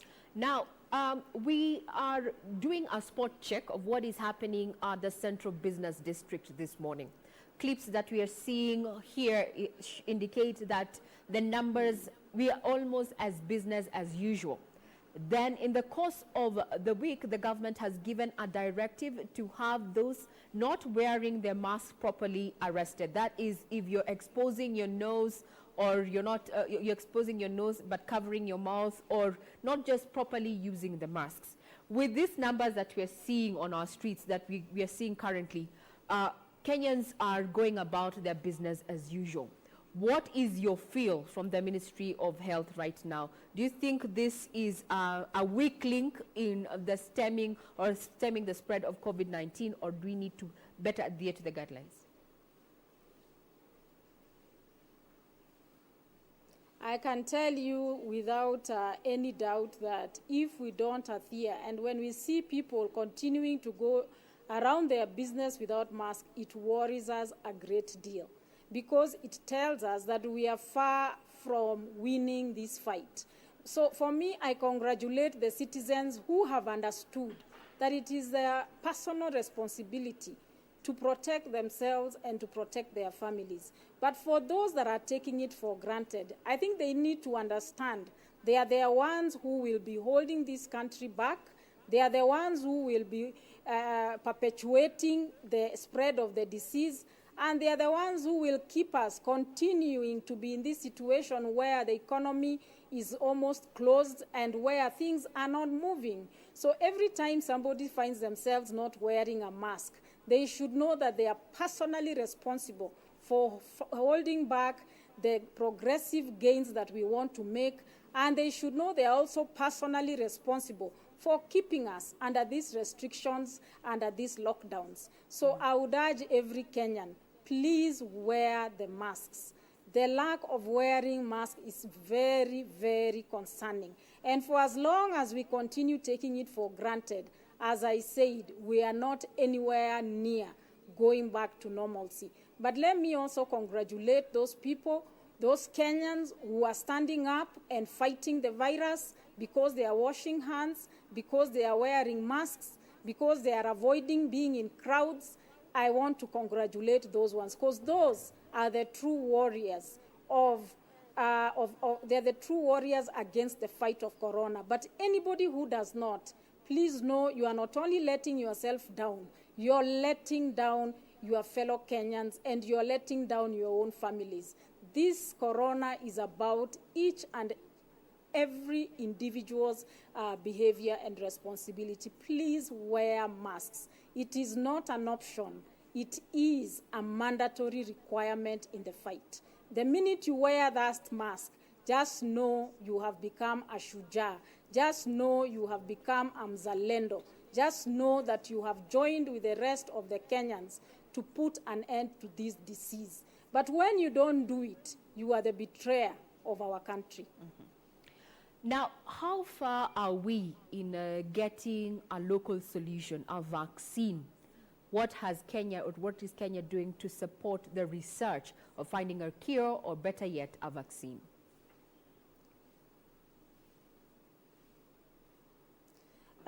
What I can tell you, Regina, for a fact, there is no researcher right now who is having a peaceful time, especially the virologist. Our scientists in Cambridge, our scientists at the University of Nairobi, they have already begun to do their own tests. They are picking samples and testing and finding out what is this virus? How does it manifest in our bodies? And, because until you understand the virus, you cannot even begin to think of the cure. And of course, they are collaborating with other researchers across the world. And you, as you very well know, this is really a struggle of the world, the entire world, to find a solution that will keep this menace away from us.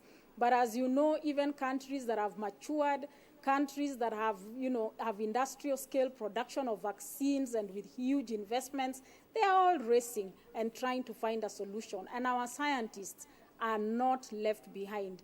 And in fact, because I interact with them all the time, I get impressed by what we have as Kenya. We have got talented, we have got top-notch scientists and researchers who are not sleeping, but who are working hard to see if we can find a solution that will really be able to offer us relief from this virus. And we are offering every support as a ministry and as a government, because who knows, we may just be the ones who will make the breakthrough. You never know, but we are not leaving anything to chance. Okay. When we hear other countries talking about possible, interventions that work, the herbal medicines in Madagascar, the recent medication that the US talked about, we also take an interest, and we also carry on our research on all those to just confirm their efficacy. Do they work?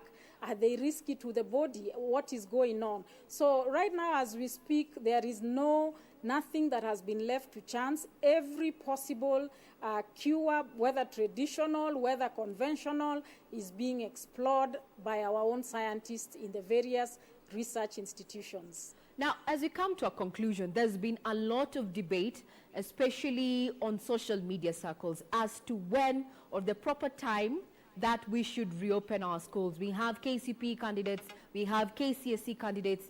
Everyone is anxious about the reopening of schools. From where you sit, from a medical, when likely should we have the reopen or rather the resumption of school? Is June too soon or too far?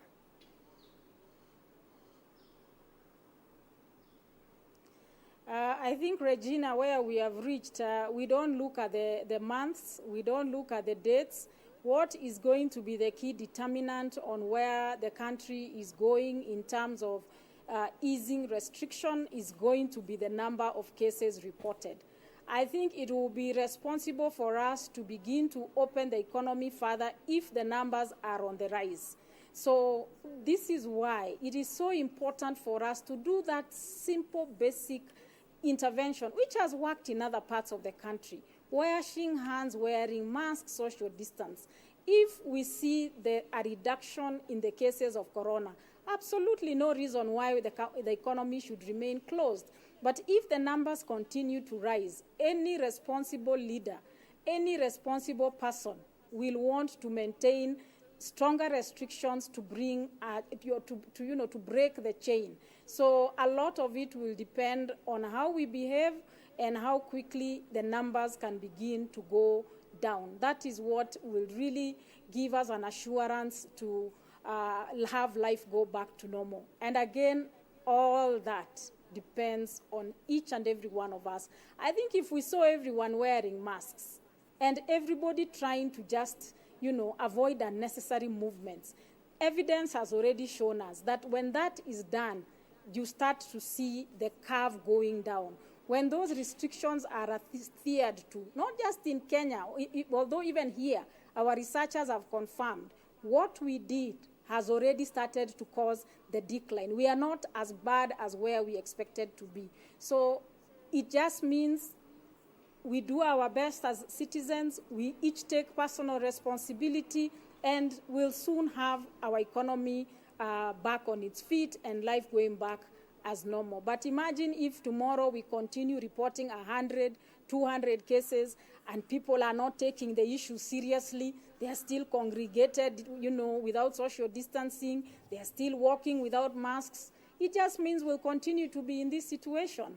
So it is difficult to talk about dates until we have dealt with the issue of behavioral change amongst our citizens. Very well said. Ease of measures dependent on the infection cover. Thank you, Madam P.S. Susan Mochache, for making time to be with us. Now there, you've just had a recap of that. That has been my guest this morning, just saying that you and I have a total responsibility in as far as dealing with issues of COVID-19 are concerned, that we need not to be complacent, and that the government is going to ease these measures if you and I comply. This raising concerns there from the Ministry of Health there is that they're concerned about the current deaths recorded at home, and at the same time Kenyans are going about business as usual, yet it is a time business that is unusual. We'd also want to thank our viewers this morning who have been following this particular discussion online. We have Nancy Karetha watching from Ole Kasasi. We have Kennedy Otieno also on Facebook watching from Eldoret. We have Vijez Viveti and Biz Shivai, who have said that we need, and if I can quote what Shivatai has said, is that we need to follow the laid down guidelines just as WHO advised us. We have been live on KBC Channel 1 TV, streaming live as well as on YouTube. Thank you very much for your feedback. But now, before we close, Ram, I don't know what you have to say in regard to especially the behavior that we're seeing among Kenyans when it comes to COVID-19. You've seen a sports check there by a reporter there just telling, or rather showing, that Kenyans are going about their normal businesses. What do you have to say, Ram? I think we should, obedience is better than sacrifice, as the Bible says. When we listen to what the government is saying, what the ministry is saying, I think it will take us to the next level in terms of making sure that we cushion the effects of the coronavirus and we are able to, flatten the curve. Yeah, but now, Regina, let me just remind us again, today the WHO will kick off its first ever virtual assembly. Now, this assembly is one that normally takes 3 weeks, but they will do it today and tomorrow. One of the issues that they will be focusing on, that will be discussed among many others, is this COVID-19. So we're looking forward to getting sustainable solutions moving forward. Mm-hmm. Mm-hmm. Now, what I choose to remain optimistic there, given that Eritrea has joined the ranks with Mauritius as a third country to actually eradicate COVID-19. Mm-hmm. What they're doing, Mauritius and Eritrea there, is something that we can emulate, not just as Kenya, but also within the East African region. However, I am concerned about how other countries within the East African community are handling COVID-19, and especially in our neighbor Tanzania there, and with his proclamations, that is proclamations by the head of state, that is John Pombe Magufuli, claiming that some bit of lemon juice and such can actually cure COVID-19. Well, I may not be, it might be subject to an issue of diplomacy if I was to make that comment, but if indeed that were true, wouldn't everyone be having a coffee of some lemon at some point? But hey. But people, I'm sure people have come up with all these, drinks, coffee, lemon tea, to just be able to keep the cold away. But actually, the true statement quoted from President Magufuli in his address yesterday while in church is that prayers, lemon juice can cure COVID, says Magufuli. He says his son actually prayed and was healed, and also took the lemon juice and was healed, and he could now do press-ups. But I think in Africa it's a different thing, because in Africa we have different beliefs. But remember, the International Monetary Fund and the World Bank has said that in Africa we need an additional of $44 billion, and we are talking about 4.6 trillion Kenyan shillings. That is what we need in Africa to curb this and to fight the coronavirus. Well, it's quite sad, but in Africa, I think we need to take different measures, taking it seriously, even as we look into making sure that things go back to normalcy. Now, just to conclude, I've been your host, Regina Manyara Gitao. Let us meet at the same time tomorrow for Good Morning Kenya. I do wish you a great day ahead. Remember, stay safe. The virus does not move itself. We move it, but we can do this. And on my end, I would like to bring this to a close also. But as always, a quote. And this morning I would like to quote the CS Mutai Kagwe, who says, if we continue to behave normally, this disease will treat us abnormally. My name is Aguko. May God bless you, and may God bless the work of your hands.